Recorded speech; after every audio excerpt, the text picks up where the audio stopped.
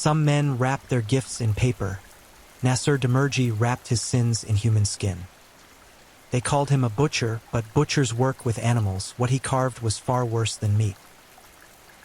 Welcome to True Crime Headquarters, where every story runs darker and truth cuts colder than fiction.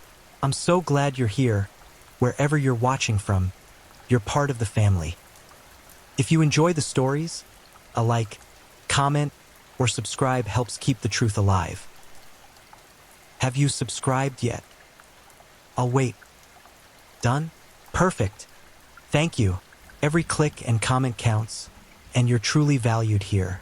Now, this is the story of the Butcher of Nablus. We hunt predators in the shadows, but what happens when the predator wears the mask of a healer? Tonight, we descend into the blood-soaked alleys of Nablus, Tunisia, where a man who once promised to mend broken bodies became the architect of their destruction. This is the story of Nasser Demirji, a name that still makes mothers lock their doors at sunset, a man whose hands moved between healing scalpels and killing blades with the same clinical precision. The Butcher of Nablus didn't just take lives. He dismembered reality itself, turning trust into terror and medicine into murder. What you're about to hear will claw its way into your mind and refuse to leave. Because some monsters don't hide under beds, they stand behind surgical masks, and they smile while they cut. Now, close your eyes, take a deep breath, and let's begin. Don't forget to subscribe and leave a comment.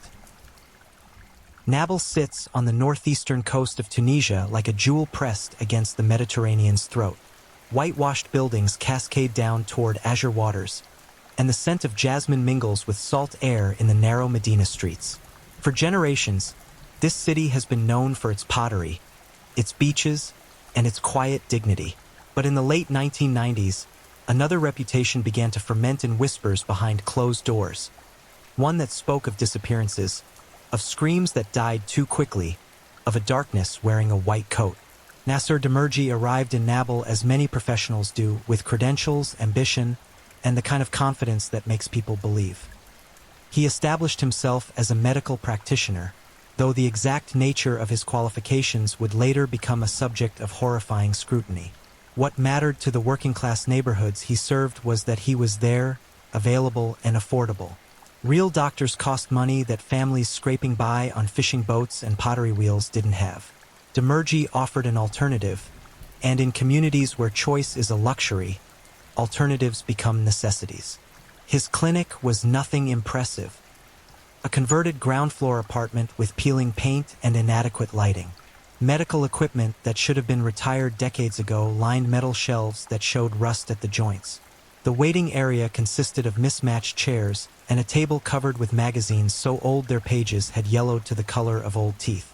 But none of this mattered to the patients who arrived with infections, injuries, and illnesses that they couldn't afford to treat elsewhere. Demirji would see them, touch them with hands that seemed competent, prescribe medications, perform minor procedures. He played the role with just enough skill to be convincing. But there was something else happening in that clinic, something that operated on a frequency just below ordinary perception. Patients who knew him began to notice peculiarities. The way his eyes would linger too long on certain bodies, the unnecessary physical examinations, the procedures that seemed to cause more pain than they should have. Women especially began to feel that crawling sensation between their shoulder blades, that ancient warning system that tells prey when a predator's gaze has locked on. Some stopped coming.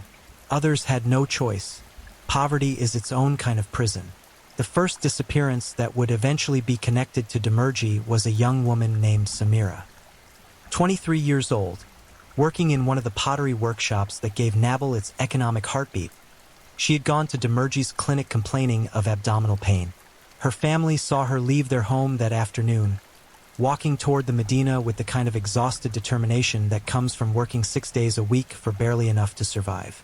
She never returned. When her mother went to the clinic the next day, Demirji claimed she had never arrived. He said this with the kind of casual certainty that makes people doubt their own memories. Maybe she went somewhere else. Maybe she ran away. Maybe. But Samira's shoes were found 3 days later in an alley 2 blocks from Demirji's clinic. Just her shoes, placed together neatly, as if she had stepped out of them intending to return. The police investigation was cursory at best. Young women disappeared from poor neighborhoods regularly, drawn to the cities, to bad relationships, to the kind of desperate choices that poverty manufactures. The file was opened, a few questions were asked, and then it was allowed to gather dust in a precinct office where overworked detectives had more pressing matters. 2 months later, a man named Hassan vanished. He had been a day laborer, the kind of person whose absence takes time to register because instability was his permanent address. He had mentioned to a coworker that he was going to see the cheap doctor about a persistent cough. The coworker remembered this only when Hassan's mother came around asking questions, showing a photograph so creased from handling it looked like it might disintegrate. The coworker remembered something else too. Hassan had seemed nervous about going, had said something about the doctor being strange. But money was money, and strange didn't seem dangerous. The pattern was establishing itself, but patterns require recognition, and recognition requires someone paying attention. The victims Demirji selected came from the margins. People whose deaths would not immediately mobilize resources, whose families lacked the social capital to demand action, whose absence created ripples rather than waves. This was not accidental.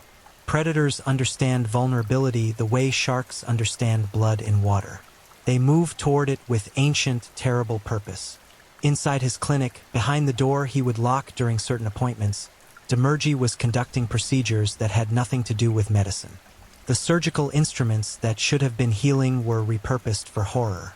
He would later claim medical necessity, research, advancement of knowledge, the same rationalizations that monsters have used throughout history when their actions are finally exposed to light. But the truth was simpler and more terrible. He enjoyed it. The power of the blade, the absolute control over flesh that could not resist, the godlike authority over life and death. These fed something in him that no amount of legitimate medical practice could satisfy. His technique became more refined with each victim. He learned which screams traveled through walls and which could be contained. He discovered how long the human body could endure specific types of trauma before shock provided its terrible mercy. He experimented with methods of disposal, finding that the Mediterranean's currents were unreliable, that burial required too much time and space, that dismemberment solved multiple problems simultaneously. The butcher's skills he developed were not metaphorical. He learned to separate joints with professional efficiency, to reduce human beings to manageable pieces that could be hidden, transported, destroyed. The clinic's basement became his laboratory. How he had access to this space, whether he owned the building or had some arrangement with a landlord who asked no questions, would never be fully established. What became clear in the investigation was that this basement contained evidence of systematic slaughter. Drains installed that led nowhere official, concrete floor that had been sealed and resealed with industrial coatings, hooks mounted in ceiling beams that were rated for far more weight than medical supplies required. When forensic investigators finally descended those stairs, they would find traces of at least 12 different blood types. 12 confirmed, but the true number, the number that included those whose blood had been washed away thoroughly enough to escape detection, remained a number that haunted everyone involved. Demirji's home life provided no clues to his nocturnal profession. He lived alone, told neighbors he was divorced, maintained the appearance of a quiet, somewhat awkward professional who kept to himself. His apartment was clean but not obsessively so, decorated with the kind of generic furniture that suggested no real attachment to comfort or aesthetics. He would greet neighbors politely, sometimes discuss soccer or politics in the bland, forgettable way that makes people fail to register you as memorable. Camouflage doesn't always mean hiding. Sometimes it means being so ordinary that you become invisible. But there were moments when the mask slipped. A neighbor would later recall seeing Demirji carrying large plastic bags to his car late at night, bags that seemed heavy and awkward, bags that he handled with the kind of careful tension that suggested problematic contents. Another neighbor remembered hearing sounds from his apartment at 3 in the morning. Not music or television, but something that might have been drilling or cutting, or the kind of industrial noise that had no place in a residential building at that hour. These observations meant nothing in isolation. Only in retrospect would they form the constellation of evidence that illuminates a monster. The year 2003 brought changes to Nabil. New police leadership meant new eyes on old problems. A detective named Farid Mansour arrived from Tunis with a reputation for actually caring about cases that others dismissed. When a young man named Karim disappeared after mentioning Demirji's clinic to his family, and when Karim's sister refused to accept bureaucratic indifference, she found her way to Mansour's office. She brought with her a list, names she had compiled herself, walking through neighborhoods, talking to families, connecting disappearances that nobody official had bothered to connect. 7 names. 7 people who had last been seen going to or coming from a clinic run by a man who wasn't quite a doctor. Mansour looked at the list. He looked at this woman who had done the detective work that his department had failed to do, and he felt something shift, that moment when a case transforms from a file into a mission, when bureaucratic duty becomes personal obligation. He began his investigation that afternoon, starting with a background check that should have been performed years earlier. What he discovered made his blood run cold. Nasser Demirji's medical credentials were fabricated. The university he claimed to have attended had no record of him.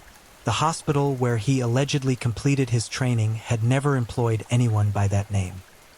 The man who had been treating patients, performing procedures, wielding scalpels and syringes in the bodies of the vulnerable, had no more medical authority than a butcher, which, in the end, was exactly what he was. Detective Farid Mansour understood that investigations into men like Demirji required a specific approach. Move too quickly and evidence disappears. Move too obviously and the suspect vanishes. He began with surveillance, watching the clinic from unmarked cars, documenting who came and went, establishing patterns. What he observed disturbed him profoundly.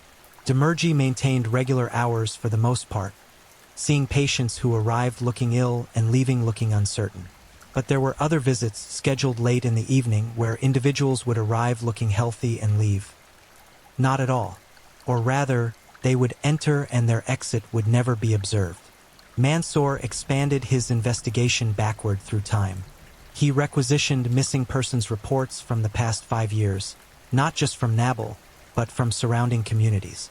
The pattern emerged like a photograph developing in chemical solution, gradually revealing an image too terrible to be coincidental. 43 people had vanished from the greater Nabil area in 5 years. 43 individuals who had last been seen alive in proximity to Demirji's clinic or who had mentioned seeking his medical attention. 43 lives that ended in that converted apartment with its peeling paint and basement that nobody official had ever inspected. Building a case required evidence beyond pattern recognition. Mansour needed something concrete, something that would convince a prosecutor to seek warrants, something that would hold up when Demirji's inevitable lawyers began constructing alternative explanations. He assigned a young officer named Nadia Khalifi to pose as a patient. She was brave, methodical, and wore a wire that would record everything. Her instructions were simple: complain of minor symptoms, observe everything, refuse any treatment that required being alone with Demirji, and leave at the first sign of danger. Khalifi's visit to the clinic occurred on a Tuesday afternoon when pale sunlight filtered through dirty windows. She described later how the waiting room felt wrong. Not just neglected, but deliberately unsettling, as if the discomfort was intentional.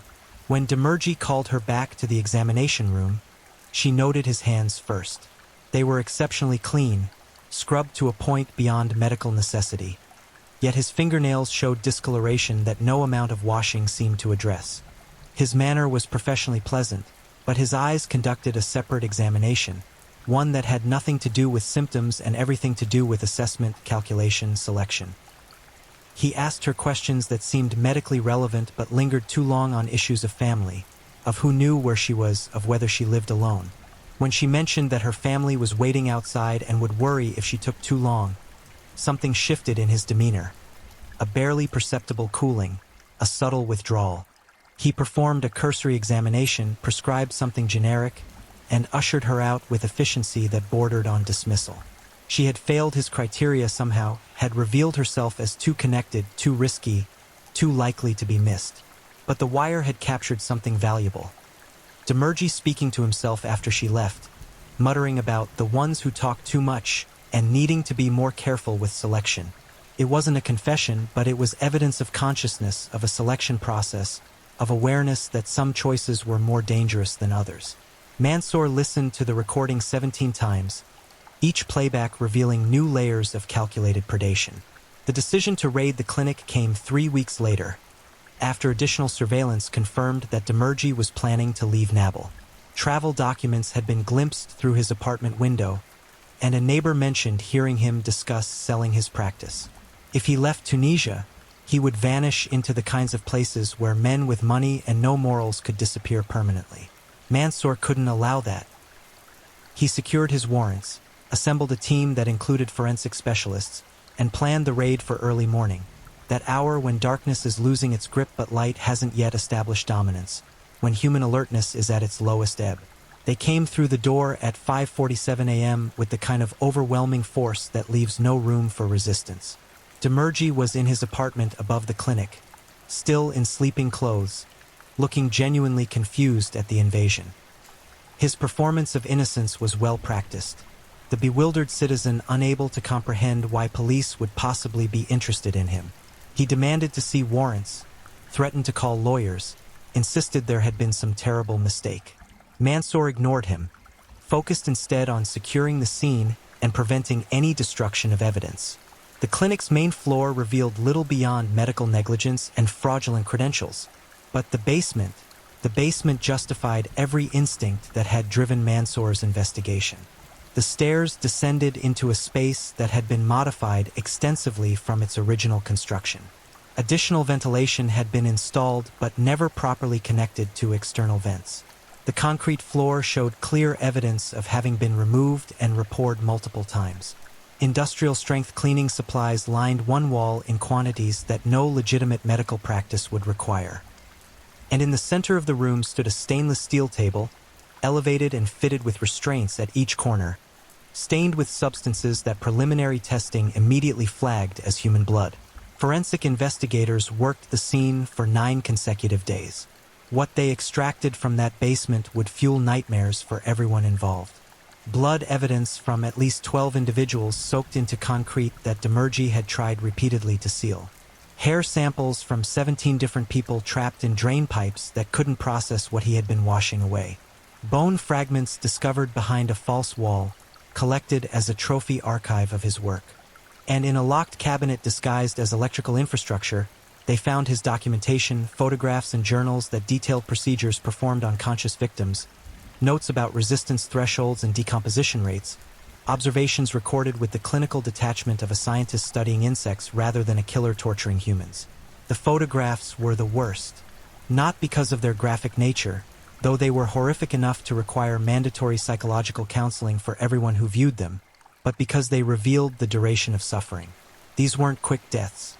Demirji's victims had endured hours, sometimes days, of systematic torture disguised as medical experimentation. He had kept them alive deliberately, maintaining them in states of agony that would have killed most people through shock alone. His medical knowledge, fake credentials notwithstanding, was sufficient to understand how to sustain life while destroying everything that made that life worth living. Upstairs in Demirji's apartment, investigators found his planning materials. Maps of Nabil with certain streets and neighborhoods circled. Areas where poverty concentrated, where police presence was minimal, where people disappeared regularly enough that additional disappearances would blend into background noise. Lists of names with notations beside them, physical descriptions, living situations, family connections, vulnerability assessments. He had been hunting methodically, selecting prey with the same care that a farmer selects livestock. Each victim represented calculation rather than impulse, strategy rather than opportunity. The arrest was anticlimactic in the way that evil's exposure often is. Demirji didn't fight or flee. He sat in his apartment while officers secured evidence around him, maintaining a posture of wounded innocence that persisted even as body parts were being extracted from his basement. When Mansour formally charged him, reading through the preliminary list of crimes while standing in that chamber of horrors, Demirji's only response was to ask for his lawyer. No denial, no confession. Just the bureaucratic reflex of a man who understood that the performance had ended and the next act required different strategies. The media descended on Nabil with predictable intensity. The Butcher of Nabil headlines screamed from newspapers across Tunisia and beyond. The clinic became a pilgrimage site for the morbidly curious, forcing police to establish permanent barriers. Families of the missing converged on the police station, desperate for information, clutching photographs of sons and daughters and husbands and wives who had walked into Demirji's clinic and never walked out. Mansour met with them, one by one, matching names from Demirji's documentation to missing persons reports, providing the terrible closure of confirmation while being unable to provide the bodies that would allow for proper burial. The forensic analysis continued for months.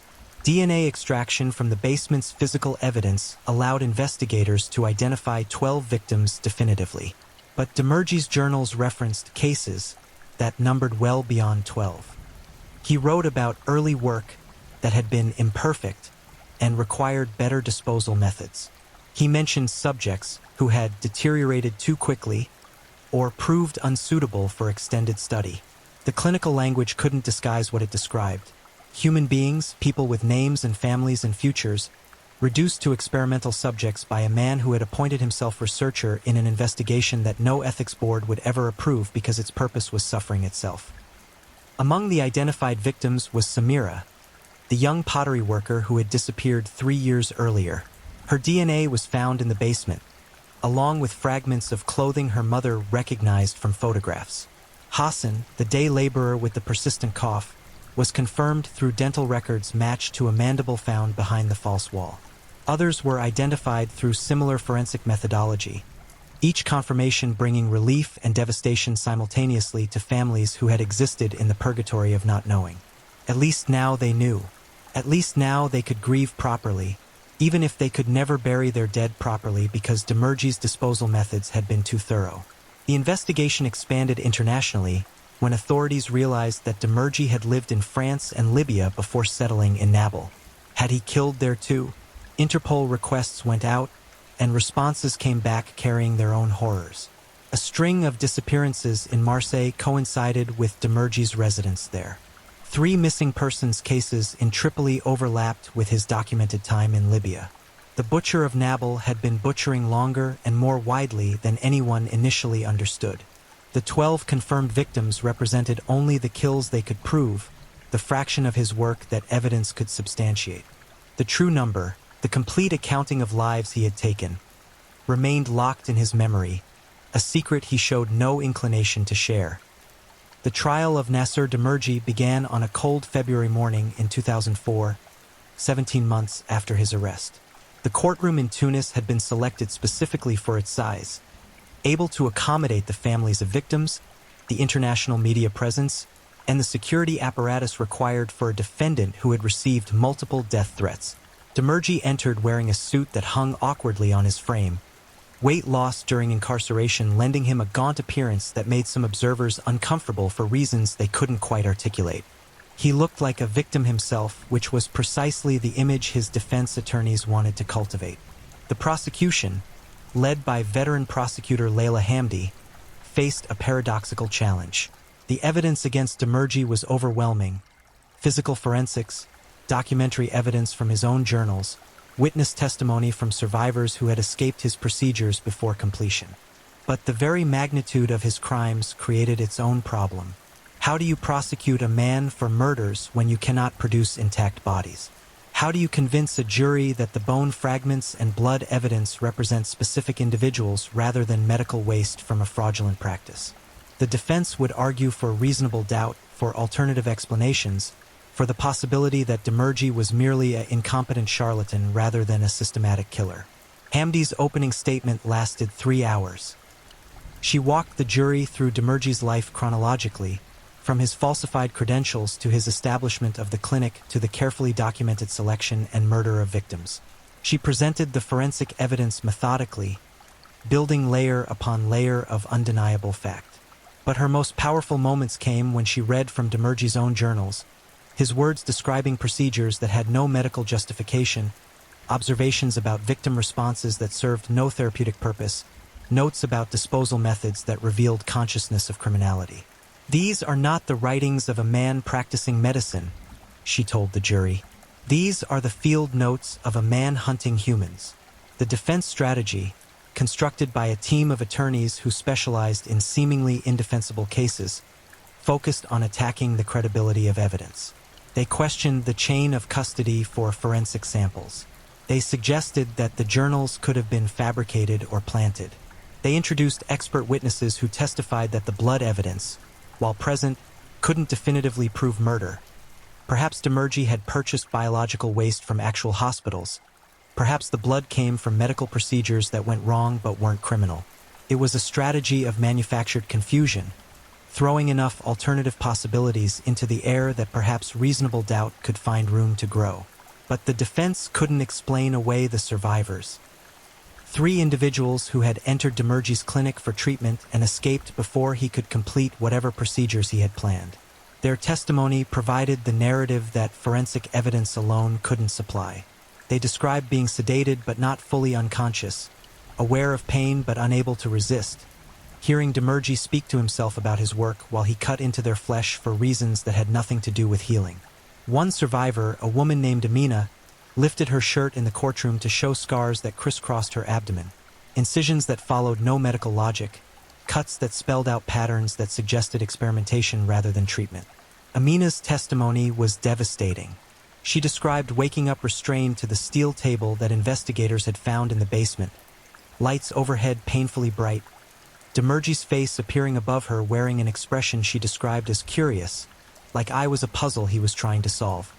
He had told her that she should feel honored to contribute to medical knowledge, that her suffering served a greater purpose. When she screamed, he seemed annoyed rather than concerned, commenting that the emotional response interferes with observation. She managed to escape only because a wire on one restraint had corroded, breaking when she pulled against it with strength born of absolute terror. She ran into the street half-clothed, bleeding, and found help before Demirji could recapture her. The defense tried to discredit Amina, suggesting her memory was unreliable due to sedation, implying she might have misinterpreted a legitimate medical procedure that went wrong. But her scars told a story that no cross-examination could erase. And she wasn't alone. The other 2 survivors corroborated her account, each describing similar experiences, each bearing physical evidence of suffering that served no medical purpose. Together, they provided what prosecutors call living evidence, proof that Demirji's actions were conscious, deliberate, and malicious. As the trial progressed through March and into April, the courtroom became a theater of horror.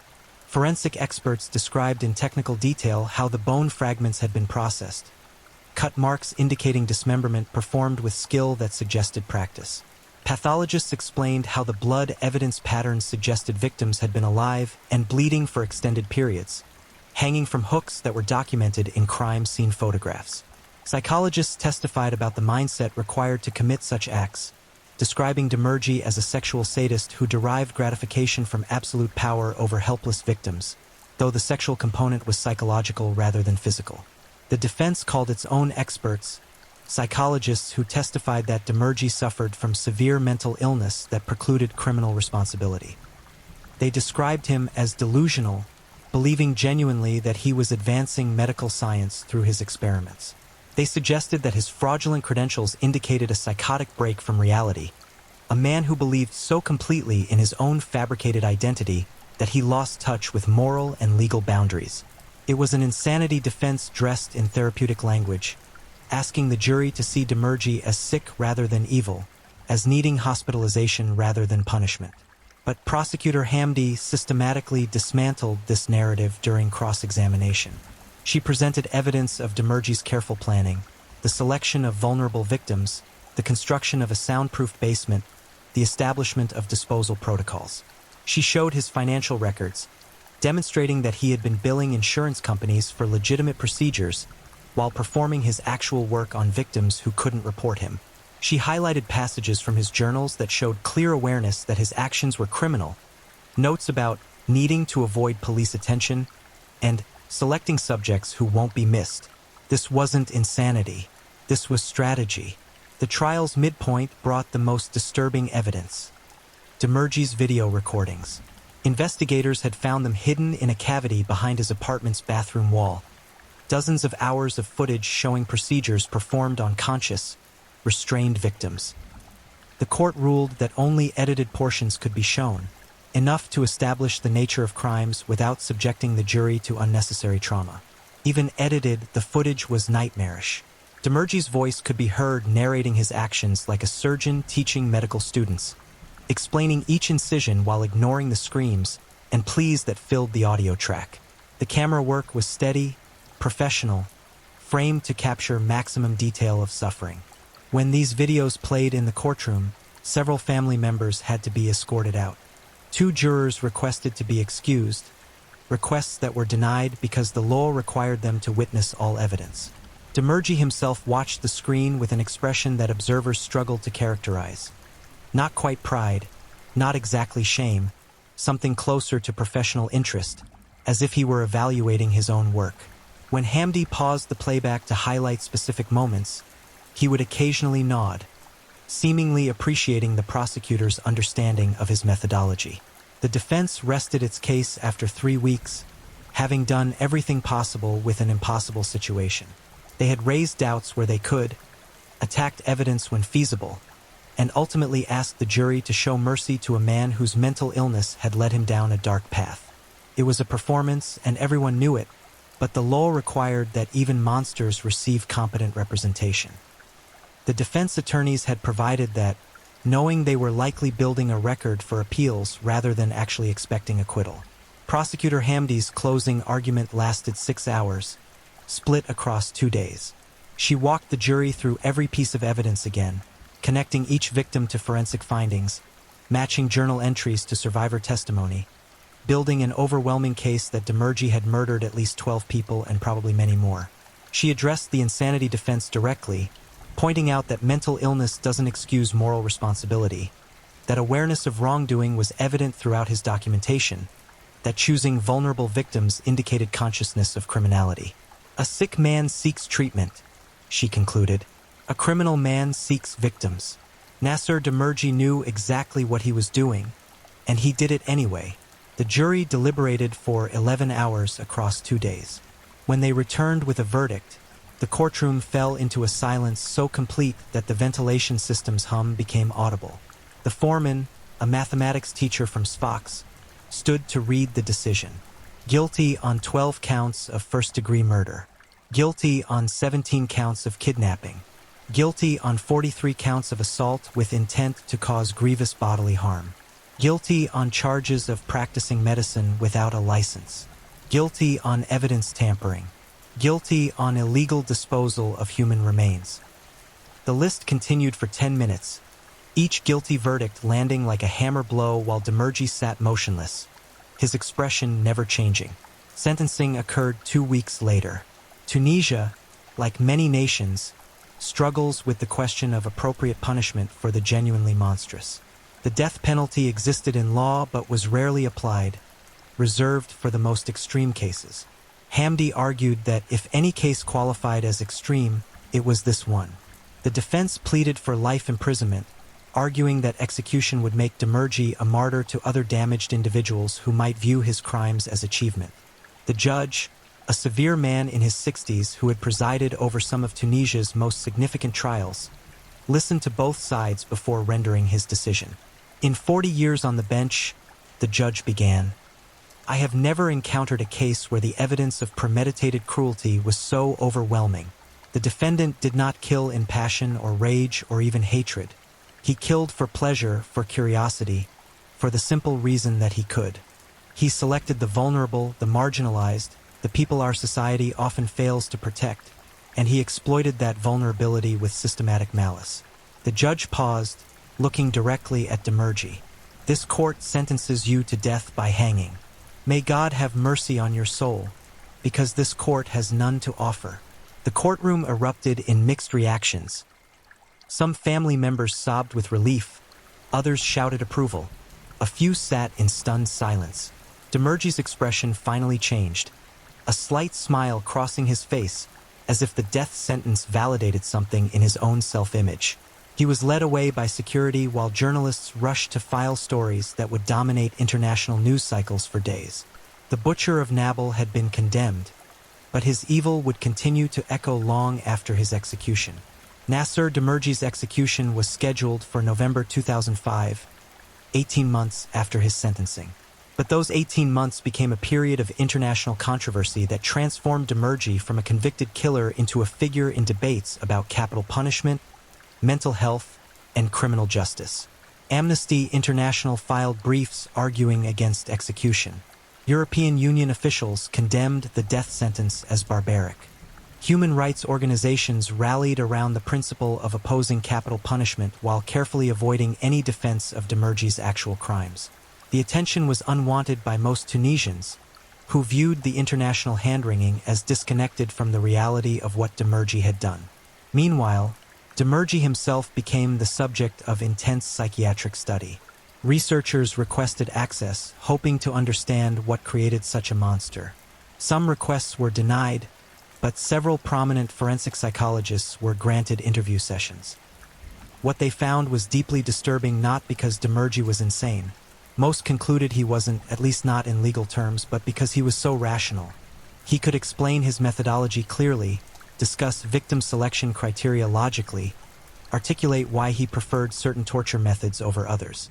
His only evident delusion was believing that his work had scientific value, that future generations would recognize his contributions to understanding human pain thresholds and death processes. Dr. Sarah Merchant, a forensic psychologist from London who interviewed Demirji 6 times, published findings that became controversial in professional circles. She argued that Demirji represented a specific type of criminal mind, the mission-oriented sadist, who genuinely believes their cruelty serves a higher purpose. He's convinced he's a researcher, Merchant wrote, and his victims are subjects in an important study. This allows him to compartmentalize the suffering he causes, viewing it as regrettable but necessary, like a cancer researcher who must harm mice to develop treatments. The problem, obviously, is that he's not curing cancer. He's satisfying a pathological need for control disguised as scientific inquiry. Back in Nabil, the community struggled to heal from revelations about the monster who had operated among them for years. The building that housed Demirji's clinic was demolished by city order. No one wanted the structure standing as a monument to horror. The lot remained empty, local superstition holding that building on cursed ground invited misfortune. Families of the victims formed a support organization, meeting monthly to share grief and push for reforms that might prevent future predators from exploiting vulnerable populations. Detective Mansour became their unofficial liaison to law enforcement, carrying their concerns about missing persons protocols and medical credential verification to officials who now had political motivation to listen. The psychological impact on survivors extended beyond those who had escaped Demirji's table. Patients who had received legitimate treatment from him, or what passed for treatment given his lack of credentials, found themselves questioning every interaction, wondering what his actual intentions had been, fearing that they had been moments away from becoming victims themselves. Some developed severe anxiety disorders, unable to seek medical treatment even when needed because the association between doctors and danger had been too strongly forged. Community health officials had to establish special clinics staffed by verified, fully credentialed physicians who could slowly rebuild trust with populations that Demirji's crimes had traumatized. Legal reforms followed the trial. Tunisia implemented mandatory verification systems for medical credentials, creating a centralized database that patients could access to confirm their doctor's qualifications. Penalties for practicing medicine without a license were increased dramatically. Police protocols for handling missing persons cases were revised to ensure more thorough investigation when disappearances clustered around specific locations or individuals. These reforms came too late for Demirji's victims, but they represented society's attempt to extract some positive outcome from irredeemable tragedy. As the execution date approached, Demirji's attorneys filed multiple appeals, arguing procedural irregularities, challenging the constitutionality of capital punishment, requesting psychiatric evaluations that might support an insanity determination. Each appeal was denied, but each one delayed the execution, extending the period during which families existed in limbo between sentencing and closure. Some family members attended every court hearing, maintaining presence as if their vigilance could prevent Demirji from escaping justice. Others refused to engage with the appeals process, viewing it as torture by legal procedure, forced to repeatedly confront the man who had destroyed their lives. The final appeal was denied on October 23, 2005. The execution was scheduled for November 4th at dawn in a prison outside Tunis. Media requests to witness were denied. Tunisia, unlike some nations, did not allow public or press observation of executions. This decision sparked its own controversy, with transparency advocates arguing that capital punishment should not occur behind closed doors, that societies willing to kill their criminals should be willing to witness the killing. But Tunisian officials held firm. The execution would be witnessed only by required legal observers, prison officials, and representatives of victims' families who chose to attend. Detective Mansour was offered the opportunity to witness. He declined, explaining that he had no desire to see Demirci die.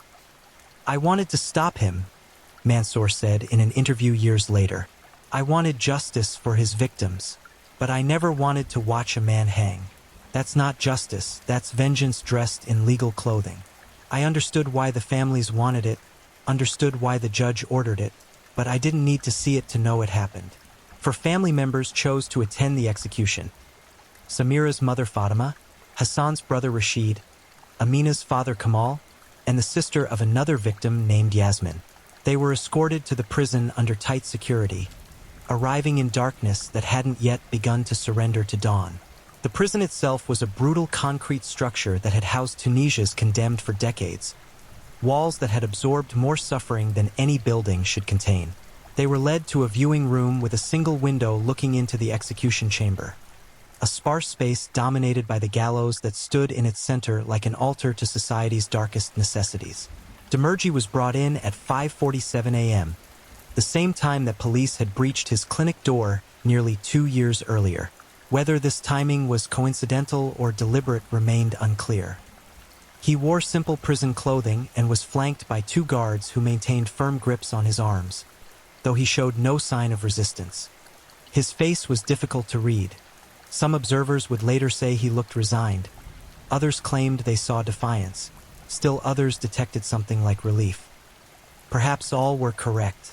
Perhaps in those final moments, contradictory emotions coexisted in a man who had spent his life creating contradictions between appearance and reality. The prison imam offered final prayers, which Demirci refused. The warden read the execution order, a bureaucratic recitation of crimes and legal authorization that transformed state-sanctioned killing into administrative procedure. Demirci was asked if he had final words. This was his last opportunity to confess the full extent of his crimes, to provide information about unidentified victims, to offer some explanation or apology that might provide closure to families still searching for missing loved ones. He looked toward the window where the family members stood, though the glass was designed to prevent him from seeing through clearly. "I regret nothing," Demirci said, his voice steady and clear. "My work was misunderstood, but that's the burden of those who pursue knowledge that society isn't ready to accept. History will judge me differently than you do today." It was not an apology. It was not an acknowledgement of guilt or harm. It was a final assertion of the delusion that had sustained him throughout his killing, that his torture had been research, that his victims had been subjects, that his cruelty had been science. The words landed on the family members like physical blows. Some had hoped for remorse, for some sign of human conscience that would make his evil comprehensible. Instead, they received only confirmation that the monster who had destroyed their lives remained monstrous to the very end. The hood was placed over his head. The noose was positioned.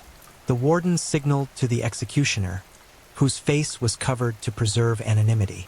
At 5:51 a.m., the trapdoor opened. Nasser Demirci fell through it and hung suspended by the rope that broke his neck. Death was not instantaneous despite the professional execution. His body convulsed for nearly 2 minutes, a grotesque dance that witnesses found impossible to look away from despite wanting to.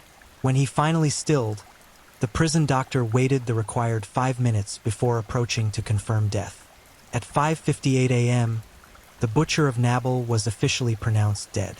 The family members who witnessed the execution reacted differently. Fatima, Samira's mother, collapsed into sobs that seemed to originate from some place deeper than her body could contain. Rashid, Hassan's brother, stood rigid and silent, tears streaming down his face without expression changing. Kamal, Amina's father, turned away from the window and walked out of the viewing room without speaking.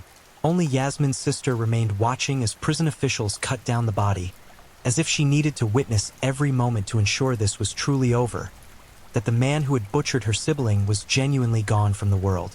News of the execution spread through Nabil within hours. Some residents expressed satisfaction that justice had been served. Others felt the execution was too merciful, that Demirji's death had been too quick compared to the prolonged suffering he had inflicted on his victims. A few voices, mostly from younger activists influenced by international human rights discourse, questioned whether the state should have the power to kill anyone, even someone as monstrous as Demirji. These debates occurred in cafes and homes, in Friday prayers and town hall meetings, reflecting larger questions about justice, punishment, and what societies owe both victims and perpetrators of the worst crimes. But for the families of the victims, the execution brought complicated emotions rather than clean closure. Demirji's death didn't resurrect their loved ones. It didn't erase the knowledge of how those loved ones had suffered in their final hours. It didn't fill the empty chairs at dinner tables or provide answers to children who asked why their parent never came home. What it did provide was finality, the certainty that Demirji would never harm anyone else, would never smile his slight smile while watching videos of his torture, would never write in journals about pain thresholds and disposal methods. That certainty was something, even if it wasn't enough. In the months following the execution, forensic investigators continued working on victim identification.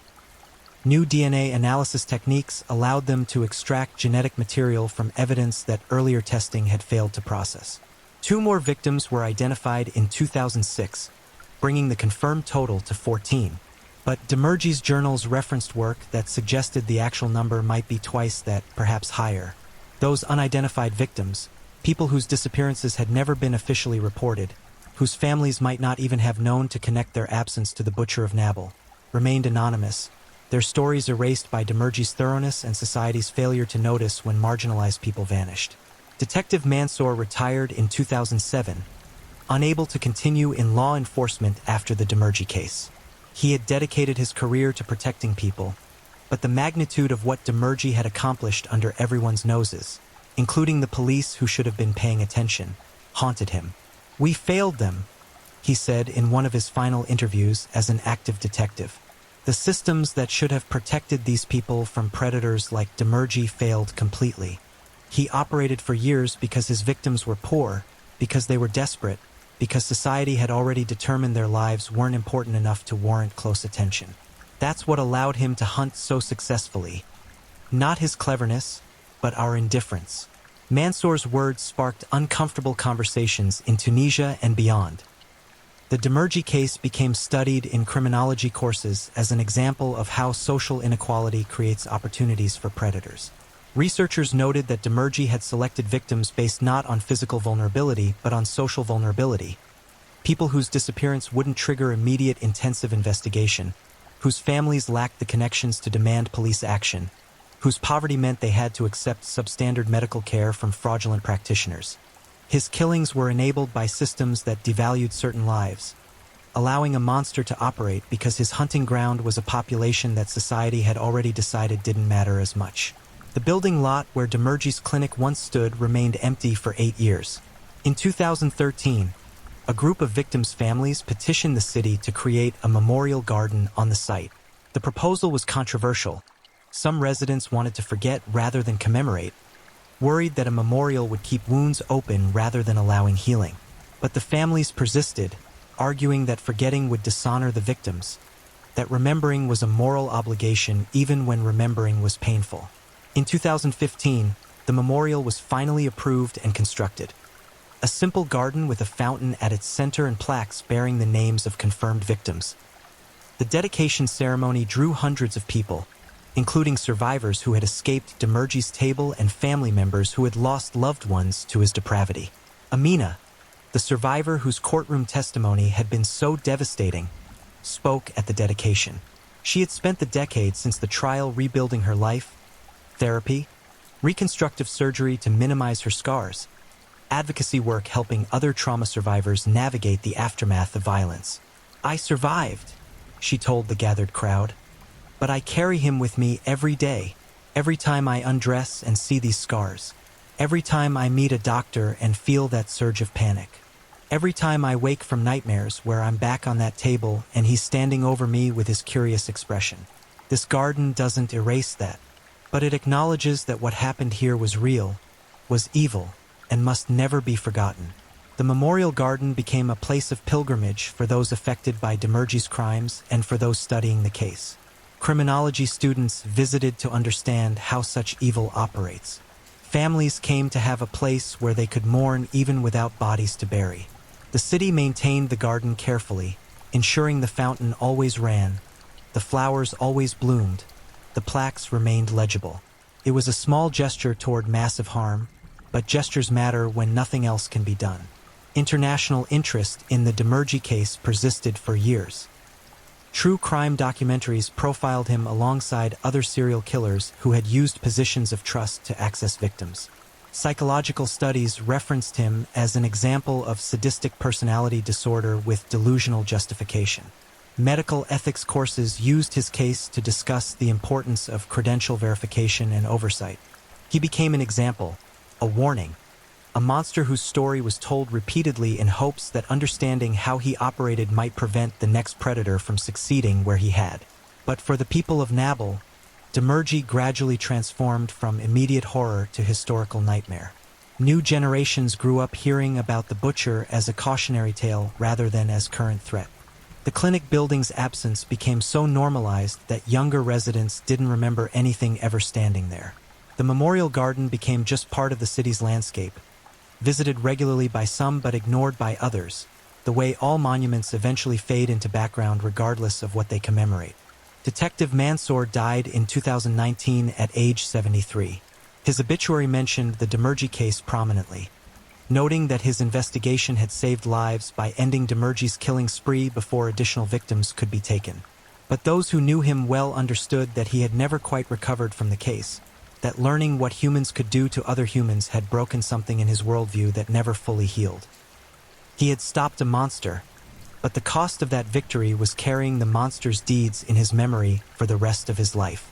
Prosecutor Leila Hamdi continued her career, eventually becoming one of Tunisia's most respected legal figures. She rarely spoke about the Demirji trial, finding that people wanted to hear about the sensational aspects, the horror, the evil, the trial's dramatic moments, rather than understanding the legal complexities and ethical questions the case had raised. "Everyone wants to talk about the monster," she said in a rare interview in 2020. "No one wants to discuss the system that let him operate for so long. No one wants to confront the uncomfortable truth that we created the conditions that made his hunting possible. It's easier to focus on individual evil than systemic failure." The families of Demirji's victims continued their support group for over 15 years, meetings becoming less frequent as time passed and healing progressed at individual paces. Some members found ways to integrate their loss into continuing life. Others remained frozen in the moment of loss, unable to move forward while the absence of their loved ones defined everything. There was no correct way to survive what Demirji had done to them. Healing was not linear, was not guaranteed, and for some never came at all. Yasmin's sister, who had witnessed the execution and stayed watching until Demirji's body was removed, eventually wrote a book about her experience. Published in 2018, The Sister Left Behind became a bestseller in Tunisia and was translated into multiple languages. She wrote about grief, about justice and its limitations, about how execution provided finality but not peace. "I watched him die," she wrote in the final chapter, "and I felt nothing. No satisfaction, no relief, no sense of completion. Just emptiness where I expected closure to be. Because killing him didn't resurrect my sister. It didn't erase her suffering. It didn't answer the question that still haunts me. Why her? Why any of them? Why did this man decide that human life was just material for his experiments? Watching him hang didn't answer that. Nothing will." The Demirji case left permanent marks on Tunisia's criminal justice system, medical oversight apparatus, and collective consciousness. Reforms implemented in its aftermath prevented some potential predators from operating, saved lives that might otherwise have been lost.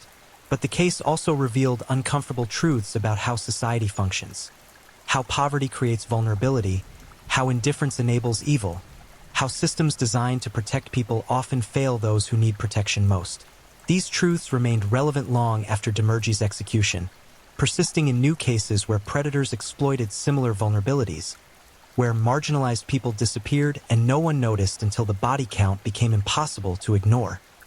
Today, over 20 years after Demirji's arrest, the memorial garden in Nablus still stands. The fountain still runs. The plaques still bear their names: Samira, Hassan, Karim, Yasmin, and others, 14 confirmed victims, and space left for more names should future identifications occur. Visitors still come, though less frequently now. The story still gets told, though with the distance of history rather than the immediacy of horror. The Butcher of Nablus has become what all monsters eventually become: a story, a warning, a lesson about human capacity for evil and society's obligation to prevent it. But for those who survived, literally like Amina or emotionally like the families, the story never becomes distant. It remains present tense, a wound that scars over but never quite heals. They carry Demirji with them still, not because they want to, but because trauma doesn't respect time or justice or even death. The monster is gone, executed by the state, buried in an unmarked grave that receives no visitors or mourning. But what he did persists, living on in nightmares and scars and empty chairs and memorial gardens where flowers bloom over ground that once held a chamber of horrors. That persistence is perhaps the final horror of Nasser Demirji, not just what he did to his victims in that basement, but what he did to everyone who encountered his evil. He spread his darkness beyond those he directly killed, infecting families and investigators and communities with knowledge that cannot be unknown. The Butcher of Nablus was hanged in November 2005, but his butchery echoes still in the lives he touched, in the systems that failed to stop him sooner, in the collective memory of a city that learned too late what evil had been operating in their midst, wearing the mask of a healer. Evil like his doesn't die when the evil person dies. It survives in the wounds it inflicted, the lessons it taught, the warnings it provides to future generations. Nasser Demirji is gone, but the Butcher of Nablus remains, not as a man, but as a reminder of what humans can become when conscience dies and cruelty becomes curiosity, when sadism disguises itself as science, when predators learn to hunt where society isn't watching. That reminder, terrible as it is, may be the only meaningful legacy of a man who left nothing behind but suffering. Remember him, remember what he did, and remember that monsters don't always hide in shadows. Sometimes they stand in the light, wearing white coats, offering help to the desperate, and smiling while they sharpen their knives. If you're new here, welcome to the channel, where we dive into true crime stories with calmness and respect. A special shout out to my amazing subscribers who've been with me from the start. Thank you for your incredible support. If you're still with me, drop a comment. Let me know where you're tuning in from and what time it is in your part of the world. Or just say hello so I know you're still here. And if you haven't already, make sure to like this video and hit subscribe so you won't miss any of our upcoming true crime stories perfect for winding down. Now, let's move on to our second story. Story 2. The Salkua Serial Killer. They found the children's shoes lined up neatly outside the barn, but the children were never found whole. In Salkua, he didn't just take lives. He turned the whole village into accomplices of silence, and when they finally spoke, it was already decades too late. You think you know what evil looks like. You think monsters wear their darkness on the outside, that predators announce themselves with scars and shadows. But in a forgotten Romanian village called Salkua, evil wore the face of a neighbor, a farmer, a man who smiled at morning mass and whose hands were always stained. Not with soil, but with something far more damning. For over 2 decades, children vanished from this pastoral nightmare, their screams swallowed by wheat fields and their bones buried in places no one thought to look. The man responsible didn't hunt in darkness. He hunted in plain sight, protected by a community's desperate need to believe that hell hadn't moved into their backyard. This is the story of Ion Ramaru. Though some say he had accomplices, others say the village itself became his weapon. A predator so calculating, so patient, that by the time justice found him, an entire generation had learned to sleep with one eye open. Tonight, we're walking into the farmlands of Alt County, where the wheat grows tall and the secrets grow taller, where a monster didn't just kill. He taught an entire village what it means to look away. Salcuta sprawls across the Romanian countryside like a wound that never quite healed. A collection of farming homesteads, Orthodox churches with peeling paint, and dirt roads that turn to rivers of mud when the rains come. During the 1970s and 1980s, this was a place where everyone knew everyone, where children ran barefoot through cornfields and grandmothers sold eggs from wicker baskets at dawn. Communism had clamped its gray fist around Romania, and villages like Salcuta existed in a strange suspended animation. Isolated, poor, and suffocated beneath layers of bureaucracy and fear. The secret police, the Securitate, had eyes everywhere, and people learned quickly that asking too many questions brought unwanted attention. So when children started disappearing, the village did what it had been trained to do. It whispered, it worried, and then it went silent. The first disappearance came on a summer afternoon thick with heat and the drowsy hum of bees. A 7-year-old girl named Luminita Kostake told her mother she was walking to her grandmother's house 3 kilometers away, a journey she'd made dozens of times before. The path cut through golden fields of wheat, past a stream where children caught frogs, and alongside the property of several local farmers. Luminita never arrived. Her grandmother waited, watching the road with increasing anxiety as the sun began its descent. By nightfall, both families were searching, calling her name into the growing darkness, their voices becoming increasingly frantic. They found her small canvas shoes, one near the road, one 30 meters into a wheat field, as if she'd been running, as if she'd been chased. The local militia, Communist Romania's equivalent of rural police, conducted what could generously be called an investigation. They interviewed neighbors, they walked the fields, they nodded sympathetically at the weeping parents. Then they filed a report that essentially concluded the child had likely drowned in the stream or been taken by wild dogs, despite no body being found and no evidence of either scenario. The case was closed within 3 weeks. Luminita's mother would spend the next decade walking that same path, calling her daughter's name, finding nothing but silence. But Luminita wasn't an anomaly. She was the beginning.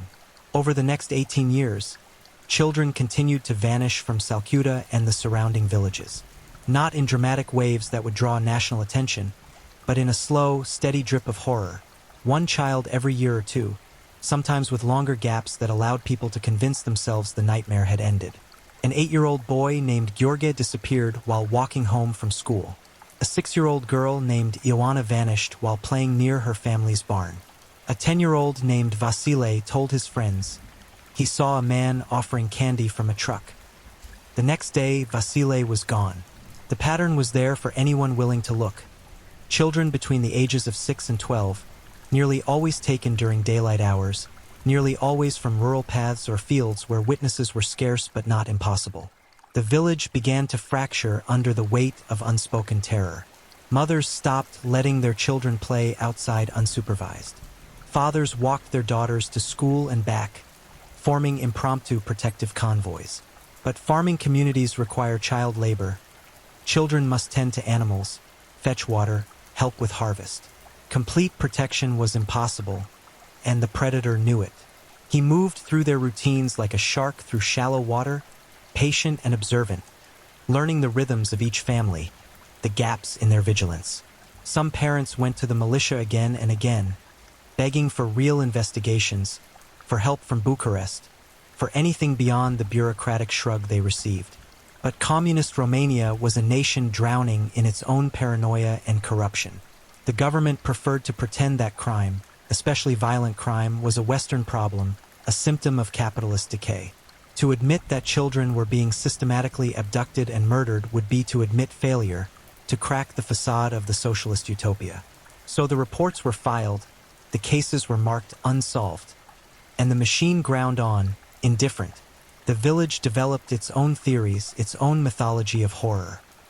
Some said a foreigner was responsible, some mysterious outsider passing through. Others whispered about a local man, but never loud enough to name names, because to name someone was to invite the Securitate's attention, and the Securitate could destroy your life faster than any killer.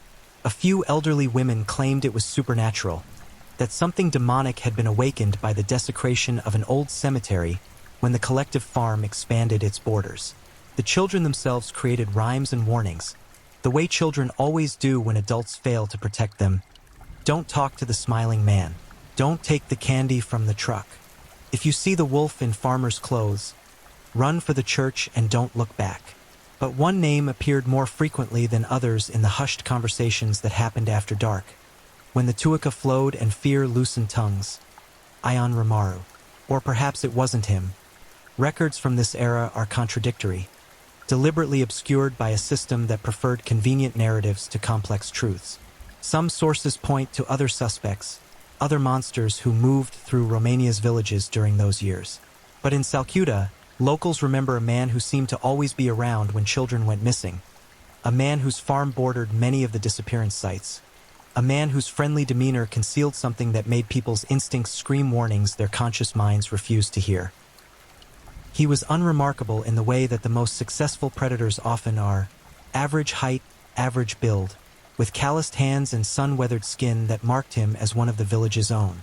He worked his land, he attended community gatherings, he helped neighbors with their harvests. But there were small inconsistencies, tiny cracks in the facade. Children who knew him seemed uncomfortable in his presence, though they couldn't articulate why. He had no family of his own, no wife or children, which was unusual but not unheard of. His farm buildings, particularly an old barn and a root cellar, were strictly off-limits, even to friends who might help with repairs. And on certain days, smoke would rise from behind his property, the smell of burning heavy and chemical, though neighbors who asked were told he was disposing of diseased livestock. The Securitate likely knew more than they revealed. Informants were everywhere in communist Romania, and the secret police maintained files on virtually everyone. Some researchers believe the killer, whoever he was, may have had connections to local officials, or that investigating him would have exposed embarrassing truths about official negligence. Others suggest the Securitate simply didn't care, that murdered peasant children weren't worth the paperwork. Either way, the protection he enjoyed wasn't supernatural, it was bureaucratic, which in Romania during those years amounted to the same thing. By the mid-1980s, Salcuta had become a village of ghosts. Not the ghosts of the dead, those remained unburied, unfound, unmourned properly, but the ghosts of the living. Parents who'd aged 20 years and 5, their faces carved with permanent worry. Children who'd learned too early that the world contained predators, that adults couldn't always protect them, that evil didn't announce itself with horns and fangs. The wheat still grew, the seasons still turned, but joy had been methodically extracted from the place, leaving only the mechanical rhythms of survival. And through it all, the disappearances continued. A girl here, a boy there, each one adding another layer of trauma to a community already suffocating beneath the weight of unresolved horror. The families of the missing existed in a special kind of purgatory, unable to grieve because hope refused to die completely, unable to move forward because the questions never stopped. Where were the bodies? Who took them? How did they die? Were they alone? Were they afraid? Did they call for their mothers? The killer, whoever he was, understood something fundamental about human psychology. That people will tolerate almost anything if the alternative is confronting a truth too horrible to process. He understood that in a surveillance state where everyone is afraid of everyone else, collective action becomes nearly impossible. He understood that poverty and isolation create vulnerabilities, and that children from struggling families make easier targets because their parents have fewer resources to demand justice. Most of all, he understood patience. He never took 2 children in quick succession. He never created a pattern obvious enough to overcome the systemic indifference. He was a predator perfectly adapted to his environment, and his environment was a village that had been trained to look away.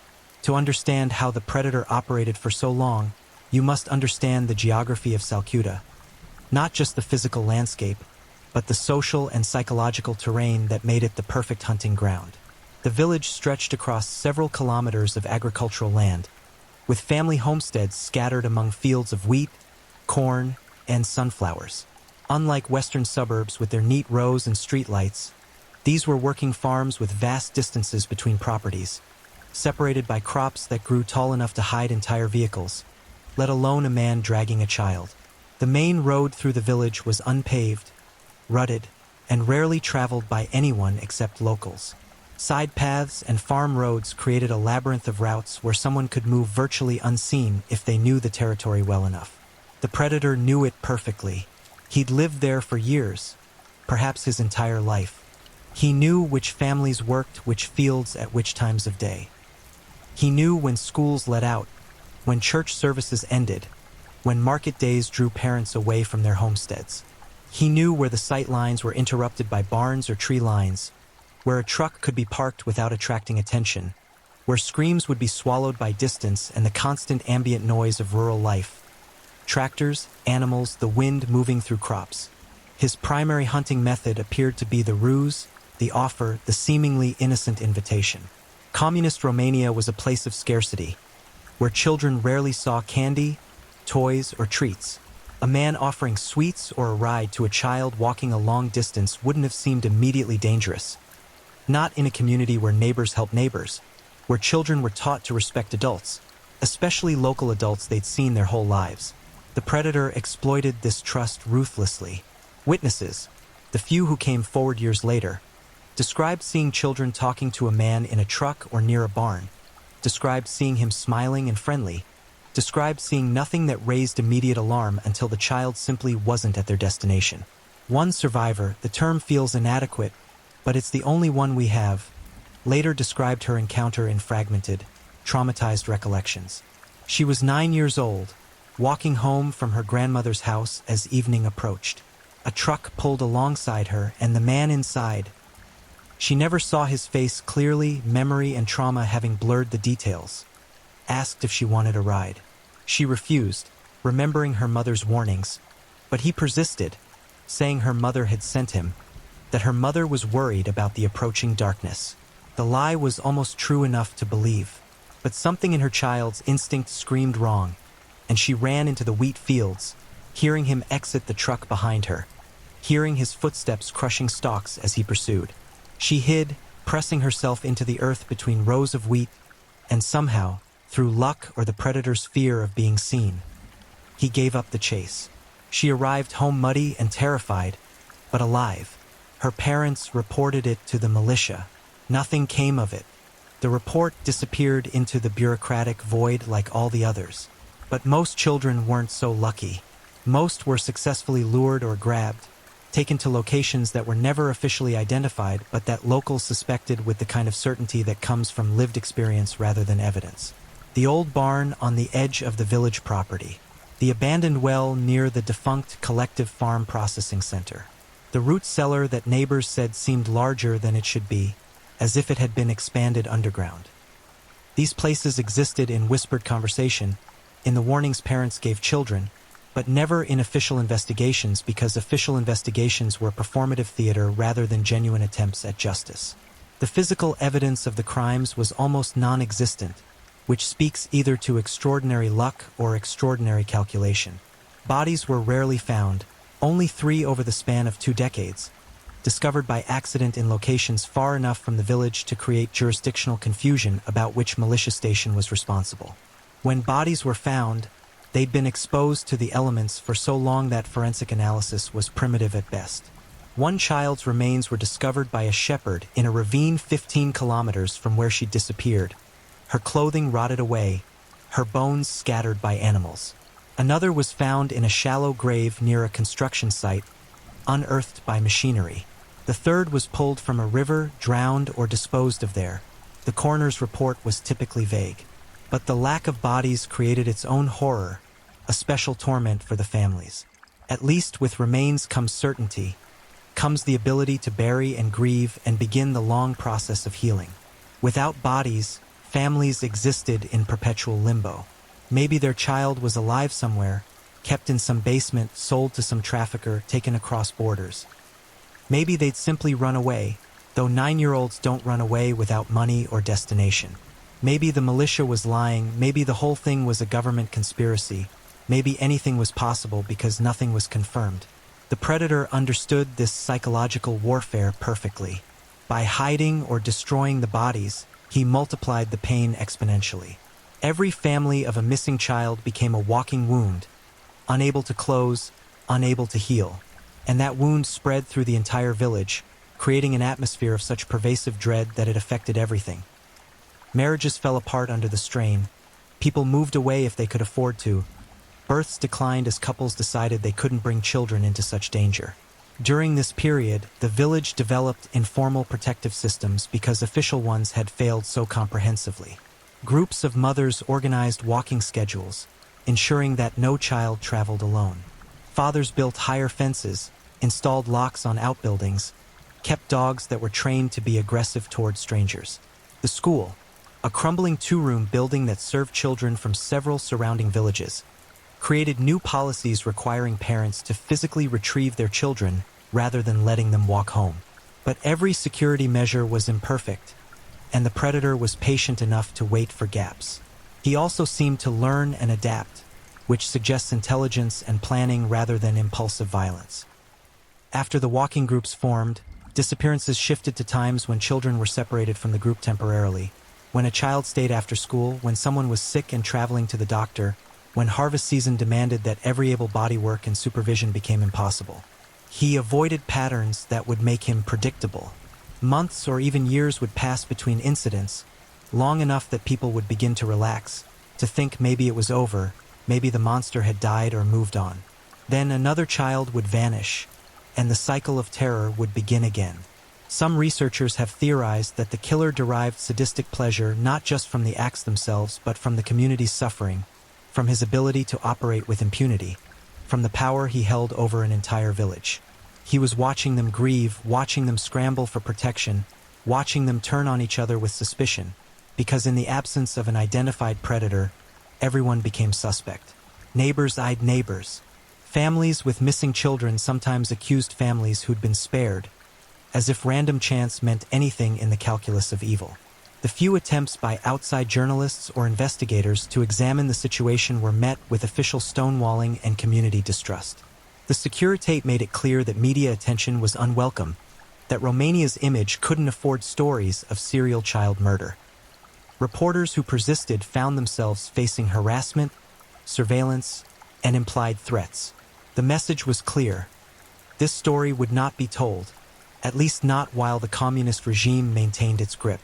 And so, the predator continued his work year after year, refining his methods, learning the rhythms of law enforcement response, understanding exactly how much he could take before anyone with actual power would care enough to stop him. He became something worse than a murderer. He became an institution, a dark fixture of village life, as inevitable and unchangeable as the weather or the harvest. Children grew up knowing that some of them would disappear, that it was a lottery you couldn't opt out of, that being good or careful or lucky might not be enough. The psychological impact on survivors, the children who grew up in Salcuta during those years, cannot be overstated. They learned that adults lie, that authority is incompetent or corrupt, that evil wears ordinary faces and walks among you openly. They learned hypervigilance as a survival skill, developing anxiety disorders that would follow them into adulthood. Many left the village as soon as they were able, carrying their trauma to cities where they tried to rebuild lives in places where children played outside without fear. But the nightmares followed them, the conviction that something was always hunting, always watching, always waiting for the moment you let your guard down. The fall of communism in Romania came suddenly and violently in December 1989, when Nicolae Ceausescu's regime collapsed in a matter of days, ending 42 years of totalitarian rule.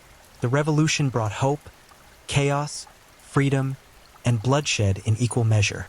As the Securitate's iron grip loosened and then shattered entirely, people who'd spent decades in silence suddenly found they could speak. Records that had been sealed became accessible. Investigations that had been suppressed could finally be pursued. And in villages like Salcuta, people who'd lived with unspoken horror for years began demanding answers. The truth emerged slowly, like a body rising from deep water, piece by piece, each revelation more disturbing than the last. Families of the disappeared, some of whom had been waiting for over a decade, descended on the newly reformed police stations demanding that cold cases be reopened.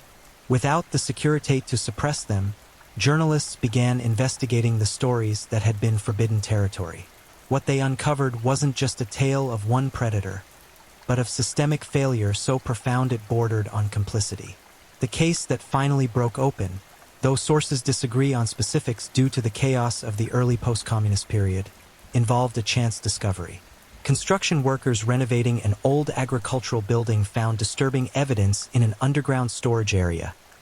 Children's clothing, toys, items that clearly didn't belong in a grain storage facility. When police finally responded, they found more. Fragments of bone, hair samples, traces of blood that had soaked into concrete floors despite attempts to clean them. The building was located on or near the property associated with the primary suspect, though whether this was the same man who'd been whispered about for years or a different monster entirely remains unclear. The suspect, some records name him as Ion Romaru, others suggest different names or indicate multiple perpetrators, was arrested in late 1990 or early 1991. The details of his interrogation remain partially sealed or lost in the administrative chaos of Romania's transition period. What emerged in later court documents and journalistic investigations painted a portrait of a predator who'd operated with stunning boldness, protected by a system that valued appearance over truth, order over justice. He'd held multiple victims on his property, sometimes for days. The underground spaces had been modified, soundproofed with earth and stone, accessible only through concealed entrances. He'd collected trophies, photographs, clothing, personal items, organizing them with the methodical care of a collector rather than the chaos of an impulsive killer. This wasn't passion or rage. This was systematic, repeated, refined over years of practice. He documented his crimes in ways that suggested pride, that suggested he never truly believed he'd face consequences. The interrogations revealed his methods with sickening clarity. He would observe children and their families for weeks or even months, learning their routines, their vulnerabilities, their economic situations. He targeted children from the poorest families, correctly calculating that they'd have the least resources to demand justice, the least political protection. He used his status as a local, someone familiar, someone who'd helped your neighbor with a harvest, someone you'd seen at church, to overcome children's natural wariness. He'd offer rides, offer treats, offer help, and by the time the child realized something was wrong, they were already isolated, already under his control. What happened in those underground rooms is documented in court records that remain sealed to the public, accessible only to researchers and legal professionals. The descriptions that have leaked through journalists, through prosecutors, through the whispered accounts of those who had to process the evidence, are beyond what should be detailed in full. Suffice to say that he didn't kill quickly, that he derived satisfaction from prolonging suffering, that he treated children as objects for his gratification and experimentation. Multiple victims were held simultaneously, suggesting organization and planning. The disposal of bodies was methodical, some burned, some buried in remote locations, some weighted and dumped in rivers or lakes. The trial, when it finally occurred, was complicated by the chaos of Romania's legal transition. The old communist legal framework was being dismantled, new procedures were being established, and cases that had been suppressed for decades were suddenly competing for attention and resources. Some evidence had been lost or destroyed during the regime change. Witnesses were traumatized and unreliable. The suspect himself seemed to understand that the system was in flux, attempting to exploit procedural uncertainties and claiming that confessions had been coerced. A claim that had particular resonance given Romania's history of forced confessions under communism. But the physical evidence was damning. Forensic analysis, primitive by modern standards but adequate for the purpose, linked him definitively to at least 5 victims and circumstantially to more than a dozen others. The trophies he'd kept became his undoing. Each photograph, each item of clothing, each carefully preserved memento was another nail in his legal coffin. DNA testing was just becoming available in Romania, and samples from the crime scene matched samples from several of the missing children whose families had preserved locks of hair, baby teeth, or other biological material. The community's reaction was complex and revealing.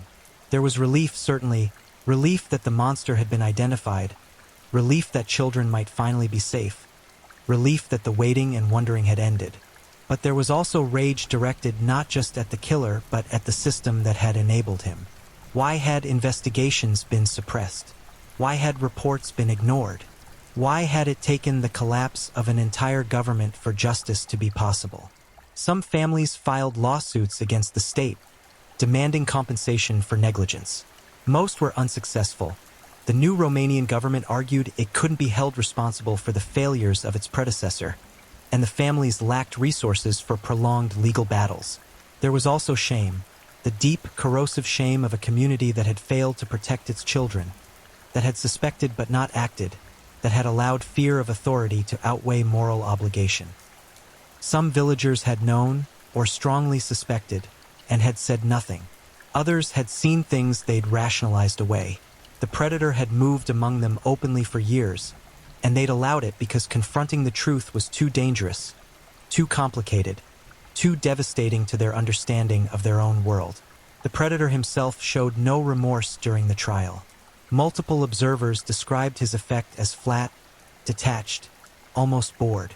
He answered questions with technical precision but without emotion, as if describing farm equipment rather than the murder of children. When victims' families confronted him in court, weeping and screaming, demanding to know where their children's remains were, he stared through them as if they were transparent. This wasn't the theatrical evil of movies. It was the banal, bureaucratic evil of someone who'd reduced human beings to objects, problems to be solved, items to be collected and disposed of. The verdict came down in 1991 or 1992. Guilty on multiple counts of kidnapping, sexual assault, and murder. Under Romanian law, which had abolished the death penalty, he received the maximum sentence, life imprisonment with no possibility of parole. Some families felt this was insufficient, that his crimes warranted a punishment equal to the suffering he'd inflicted. Others simply felt exhausted, drained by years of grief and the emotional toll of the trial. A few found a measure of peace in knowing that he would die in prison, that he would never hurt another child. But justice, such as it was, came too late for the victims. Most were never found. Their families still don't know where they're buried, can't visit graves, can't perform the rituals that help grief process into memory. The predator took that from them too. Not just their children's lives, but their children's deaths, the ability to say goodbye, the closure that comes from burial and memorial. To this day, there are families in Salcuta who maintain hope that somehow, impossibly, their child survived, was sold to someone, is living somewhere under a different name, might one day come home. The case prompted wider investigations into similar cold cases across Romania.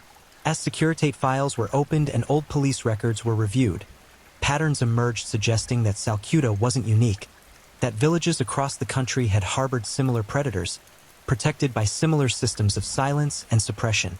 Some of these cases were solved. Many weren't.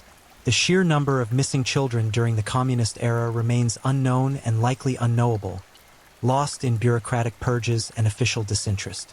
Salcuta today exists in the long shadow of its history.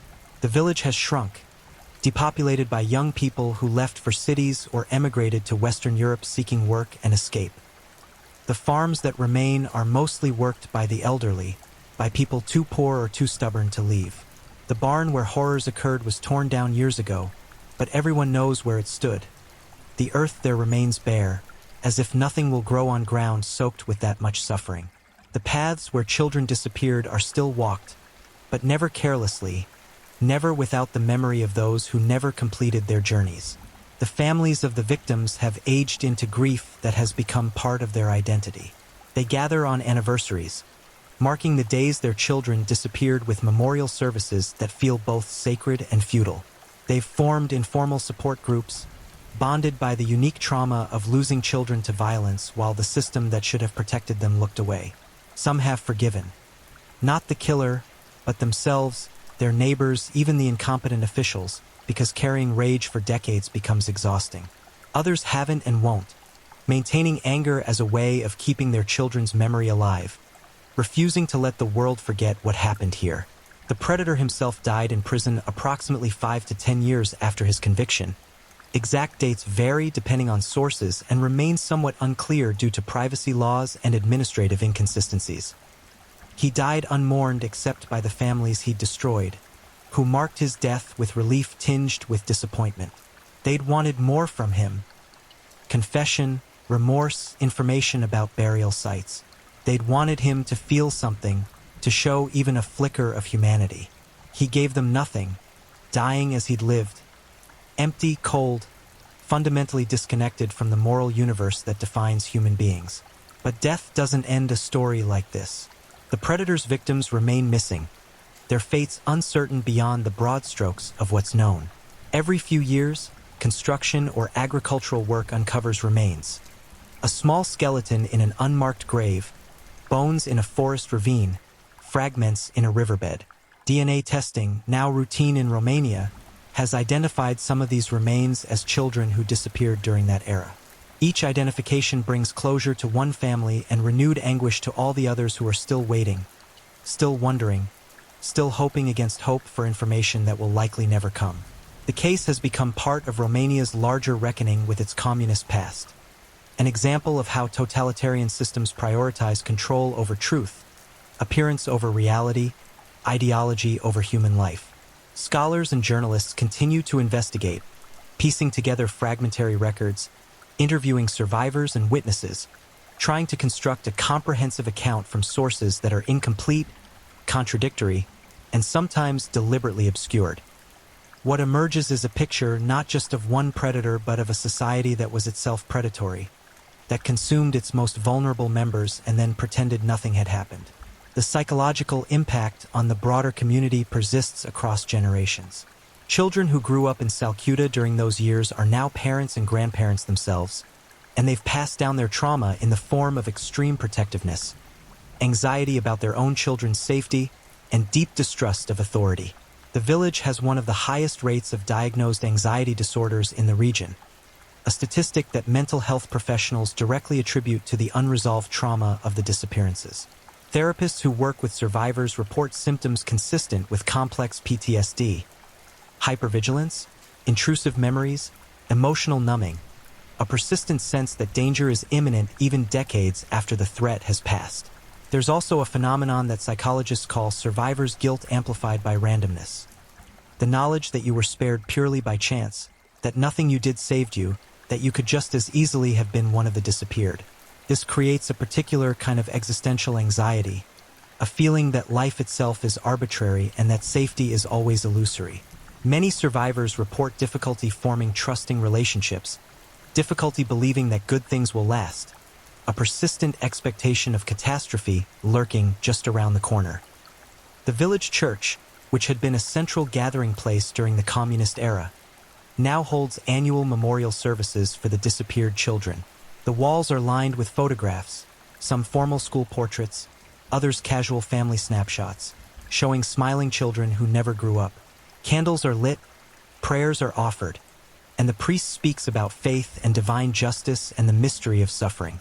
Some families find comfort in this ritual. Others find it hollow, a performance that changes nothing. The children are still gone, their bodies still unfound, their killers, if there were others beyond the one convicted, potentially still alive, potentially still free. There have been calls for more thorough investigations, for excavations of suspected disposal sites, for renewed efforts to identify remains and provide closure to families. But resources are limited, and Romania faces many pressing problems in the present without constantly excavating its past. The political will to fund extensive forensic investigations into decades-old crimes simply doesn't exist, especially for crimes that happened in poor rural areas that lack political influence. So the families wait, and the village endures, and the unanswered questions hang over everything like smoke that never quite dissipates. Some researchers have attempted to construct a comprehensive victim count, analyzing missing persons reports from the region during the relevant time period. Estimates range from 12 to 25 children, though precise numbers are impossible to determine. Not every disappearance was reported, especially among the poorest families or those who'd crossed the communist authorities. Not every report was filed honestly. Some families whose children ran away or died by accident may have reported them as disappeared to avoid scrutiny or because they genuinely didn't know what had happened. And not every disappearance in the region was necessarily connected to the same predator.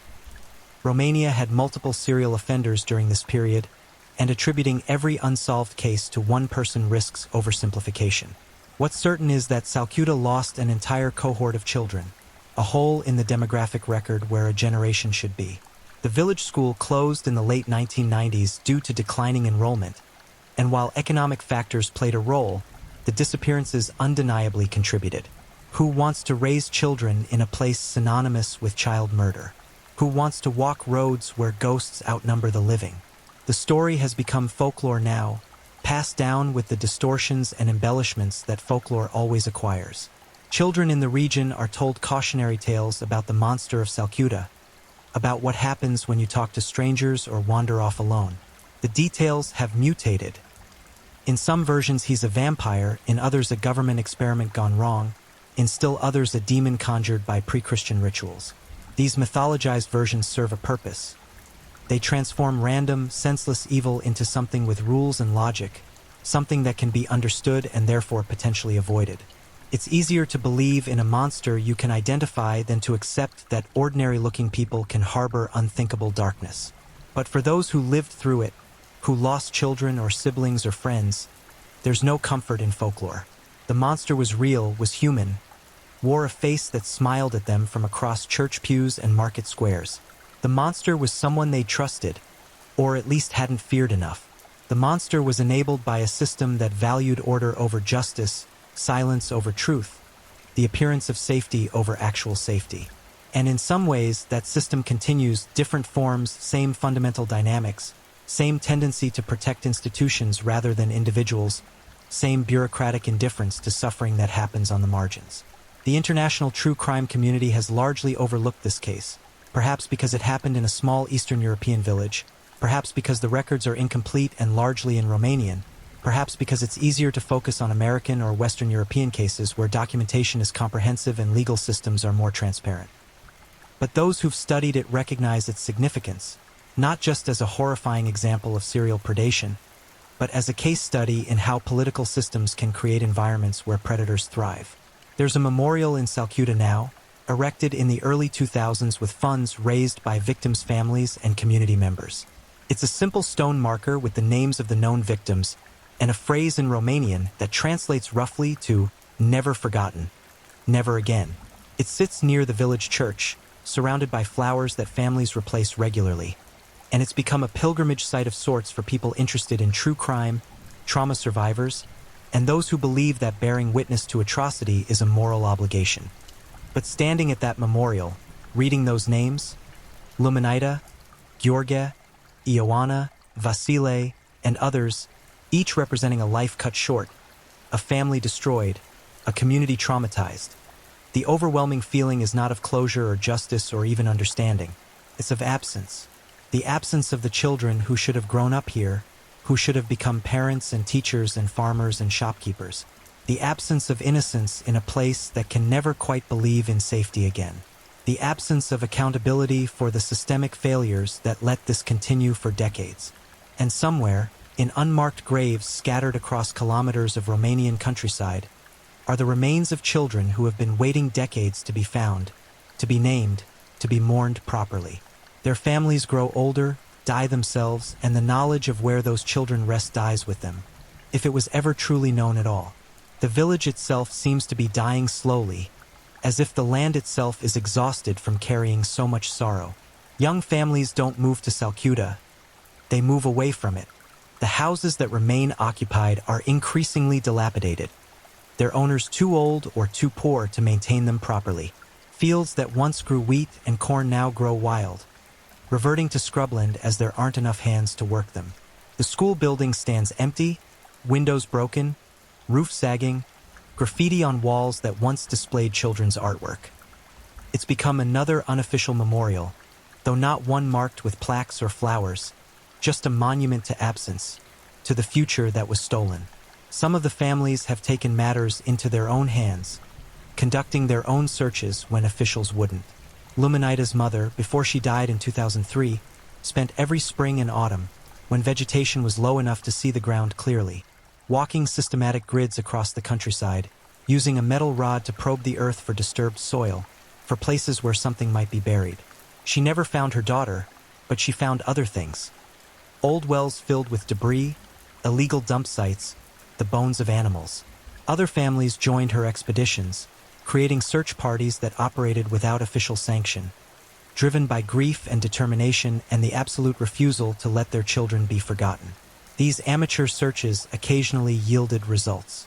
In 1997, a father searching land near an abandoned collective farm building found a shallow grave containing skeletal remains later identified through dental records as his son, missing since 1983. The discovery was bittersweet. 14 years of hoping against hope ended, but replaced by the concrete knowledge of death, by the horrifying question of how long his child had survived after being taken, by the torture of imagining those final moments. The grave was too shallow, too carelessly dug, suggesting the predator had been rushed or confident that discovery was unlikely. Either way, it spoke to callousness that transcended mere murder. This was disposal, evidence elimination, the reduction of a human child to a problem requiring a solution. The convicted predator, before his death, was approached multiple times by investigators, prosecutors, and even family members who'd gained access to him in prison, all asking the same questions. Where are they buried? How many were there really? Did you work alone? He gave different answers each time, seeming to derive sadistic pleasure from the confusion he created. Sometimes he claimed there were only 5 victims, sometimes 15. Sometimes he'd laugh and suggest the number was higher than anyone imagined. Sometimes he'd describe burial locations in detail, only for search teams to excavate and find nothing. Sometimes he'd claim he couldn't remember, that it had all blurred together, that 20 years was a long time. Criminal psychologists who interviewed him diagnosed him with antisocial personality disorder combined with sadistic traits. The clinical terms for someone who lacks empathy, feels no remorse, and derives pleasure from others' suffering. But diagnoses don't explain the origin question that haunts everyone who studies this case. How does a person become this? Was he born with some fundamental neurological deficit that made empathy impossible? Was there childhood trauma that shattered whatever moral framework might have developed? Or was he simply evil in the old-fashioned sense, a person who chose darkness fully aware of the light, who embraced monstrosity as a deliberate act of will? His background, pieced together from fragmentary records and neighbor interviews, suggests a relatively unremarkable childhood, neither idyllic nor horrifically abusive. He was the middle child in a family of farmers, attended school sporadically, worked the land from a young age. Some neighbors remembered him as quiet, others as friendly enough, a few as slightly odd in ways they couldn't quite articulate. There were no obvious red flags, no early incidents of animal cruelty or fire setting that psychologists often associate with developing psychopathy.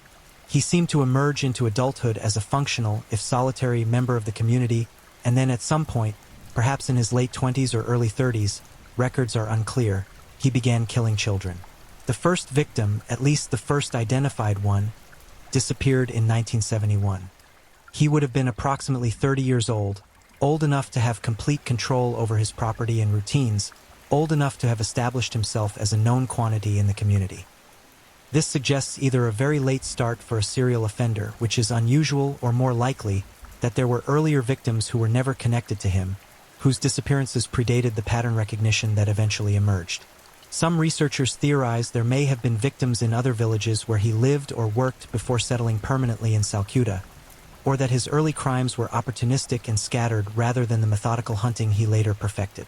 The question of accomplices remains unresolved and deeply troubling. Some evidence suggests he couldn't have acted entirely alone. The logistics of abduction, imprisonment, disposal, and maintaining normal appearances simultaneously require more hours than one person has. There were reports of vehicles near abduction sites that didn't match his, descriptions of men present that didn't match his appearance. Some witnesses, speaking decades after the fact, memories unreliable from trauma and time, claim to have seen him with others on his property late at night, loading things into trucks, digging in areas that were later found to contain remains. But were these accomplices in the active sense, partners in the crimes who participated in the abuse and murder, or were they accessories after the fact? People who helped dispose of bodies, who provided alibis, who looked the other way in exchange for money or silence about their own misdeeds?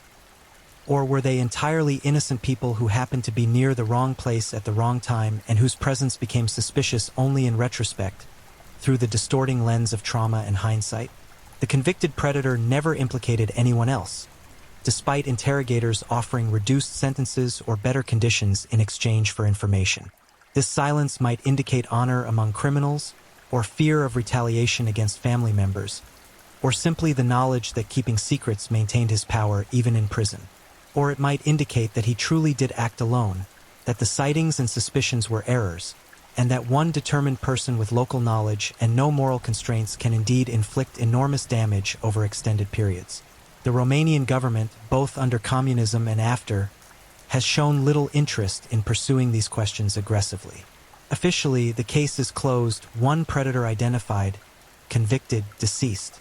The missing children are listed as victims of the convicted individual, and their cases are marked resolved, even though their bodies remain unfound. This bureaucratic closure serves institutional interests but provides no actual closure to the families, who continue to exist in limbo, trapped between grief and hope, unable to fully mourn because mourning requires accepting death as final. There's a house on the edge of Salcuta where one mother, now in her 80s, still maintains her missing daughter's bedroom exactly as it was the day she disappeared in 1979. The bed is made with the same faded floral sheets. The small collection of toys sits on the shelf.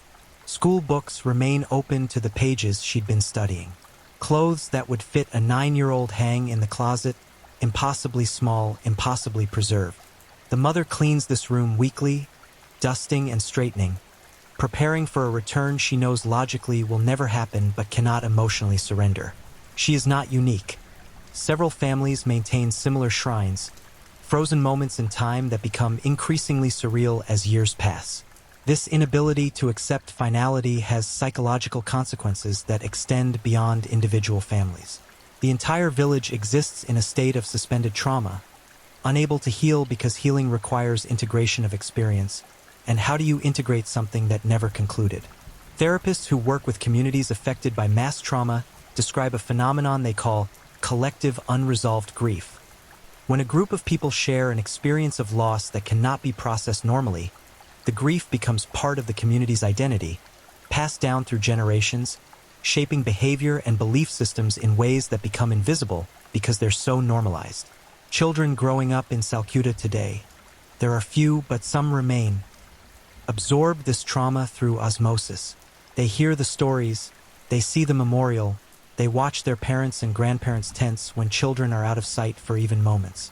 They grow up understanding that the world is dangerous in ways that go beyond normal parental caution, that evil is not abstract but concrete and local, that adults cannot always protect you and systems cannot always deliver justice. This shapes them profoundly, often in ways they don't recognize until they leave the village and discover that other people don't carry the same baseline anxiety, don't have the same hypervigilance, don't assume tragedy is always lurking just beyond perception's edge. There are, however, small signs of resilience and recovery. A community center opened in 2015, funded by European Union grants for rural development, where families can gather for counseling, support groups, and activities designed to create new memories that aren't centered on trauma. A documentary filmmaker from Bucharest spent 2 years in the village in the late 2000s, recording oral histories and creating a film that brought national attention to the case.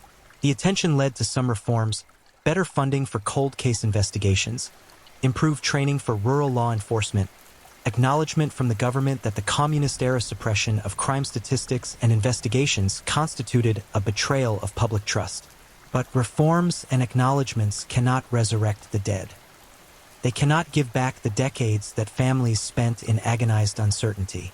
They cannot undo the damage done to a generation of children who learned too early that monsters are real and protection is never guaranteed. They cannot make the disappeared reappear, cannot make the bones scattered across the countryside stand up and walk home, cannot turn back time to moments before vans pulled alongside roads and friendly voices offered rides that led to horror. What remains is memory, imperfect, painful but necessary. The memorial continues to stand, the names continue to be read aloud at annual services, The families continue to age and die, but before they do, they tell their stories to journalists and researchers and anyone who will listen, because bearing witness is sometimes the only justice available. The case has entered Romanian true crime literature, been featured in books and podcasts and academic papers, studied by criminologists and psychologists and sociologists trying to understand not just what happened but why it was allowed to happen, what it reveals about human nature and social systems and the mechanisms by which evil operates. And on certain nights, when wind moves through the wheat fields that surround Salcuta, locals say you can hear something, maybe just wind, maybe the creaking of old buildings, maybe something else. The rational mind dismisses it immediately, but people who've lived there long enough don't speak of it in those terms. They talk instead about the weight of places, the way suffering soaks into soil and stone, the way some tragedies are too large to be contained by individual memory and instead become part of the landscape itself. They talk about walking past the empty lot where the barn once stood and feeling cold even on summer days, about dreams that feel less like products of their own psyche and more like messages from somewhere else, about the persistent sense that the disappeared children are still somehow present, still waiting, still trying to be found. Science offers no support for these experiences, no framework for understanding grief as anything other than neurochemistry and psychology.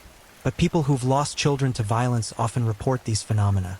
The sense of presence, the feeling of being watched or accompanied, the dreams that seem to carry information rather than just processing trauma. Whether these are genuine supernatural events or simply the way traumatized brains make sense of unbearable loss is perhaps less important than acknowledging that for those experiencing them, they're profoundly real and often profoundly comforting. The case of the Salcuta serial killer stands as one of Romania's most disturbing examples of serial violence, not just because of the brutality of the crimes, but because of the systemic failure that enabled them. It's a case study in how political systems can create environments where predators thrive, where bureaucracy values appearance over reality, where fear of authority outweighs moral obligation, where the most vulnerable members of society are considered expendable. It's a reminder that monsters rarely look like monsters, that evil often wears ordinary faces and operates in plain sight, protected not by supernatural power but by human indifference and institutional incompetence. And it's a testament to the resilience of families who refused to let their children be forgotten, who continued searching and demanding and bearing witness even when the system told them to be silent, even when decades passed without answers, even when hope became a form of torture rather than comfort. They kept their children's names alive. They forced the story to be told. They ensured that Salcuta's tragedy would not simply disappear into the bureaucratic void that consumed so much of communist Romania's dark history. The predator is dead. The children are still missing. The village endures, haunted by its past, struggling toward a future that may never be fully free from that shadow. And somewhere, in earth that has kept secrets for decades, bones wait in darkness. Wait to be found. Wait to be named. Wait to be laid to rest properly. Wait for justice that may never come, for closure that remains perpetually deferred, for a resolution that seems to recede further into impossibility with each passing year. This is the legacy of Salcuta. Not just the horror of what happened, but the ongoing aftermath, the way trauma extends forward in time like ripples from a stone thrown into still water, touching shores that seem impossibly distant from the initial impact. The children who disappeared decades ago continue to shape the present, their absence as powerful as presence, their names spoken at memorials and in whispered conversations, their stories passed down as warnings and remembrances and raw wounds that never quite heal. And the question that haunts everyone who studies this case, everyone who visits the memorial, everyone who hears the names of the disappeared, is the same question that haunts all tragedies where evil triumphs through human failure. How many children could have been saved if one person had acted sooner, if one official had cared enough to investigate properly, if one system had valued human life over political convenience? The answer is unknowable, but the weight of it crushes nonetheless. Somewhere between the first disappearance and the last, somewhere in those 2 decades of horror, intervention was possible. Justice was possible. Salvation was possible. But possibility is not the same as actuality, and the gap between what could have been and what was has become a chasm filled with small bodies and unanswered prayers, with grieving parents who became elderly still waiting for news, with a village that learned to live with ghosts because the living offered no solutions. The story of Salcuta is not just about one predator's crimes. It's about what happens when societies fail their most vulnerable members, when systems designed to protect instead become mechanisms of concealment, when the decision to look away becomes collective and sustained until looking back reveals a horror too vast to fully comprehend. The wheat still grows in the fields around Salcuta, tall and golden and beautiful. Life continues in its cyclical patterns. But beneath that beauty, beneath that continuity, the earth holds secrets. And until those secrets are finally revealed, until the last of the disappeared is found and named and mourned, Salcuta will remain a village where the past refuses to stay buried, where trauma remains perpetually present, where the question of how many children lie in unmarked graves hangs in the air like smoke from fires that will never quite go out. If you're enjoying these stories, don't forget to leave a comment. I'd love to hear where you're tuning in from and what time it is in your part of the world. And if you haven't already, be sure to like this video and subscribe so you don't miss the next true crime story to help you drift off to sleep. Now, let's move on to our third story. Story 3. The Vaslui Butcher. Some monsters wear human skin so well you'd invite them to dinner, but in Vaslui, dinner was never just dinner. They called him the Ghost of Vaslui, not because he vanished, but because his victims did. One by one, people disappeared into the Romanian countryside like smoke, and when the truth finally surfaced, it wore the face of a man everyone knew. Tonight, we descend into the nightmare of Ion Romaru, the killer who turned a quiet town into a graveyard, and the darkness that still whispers through those blood-soaked streets.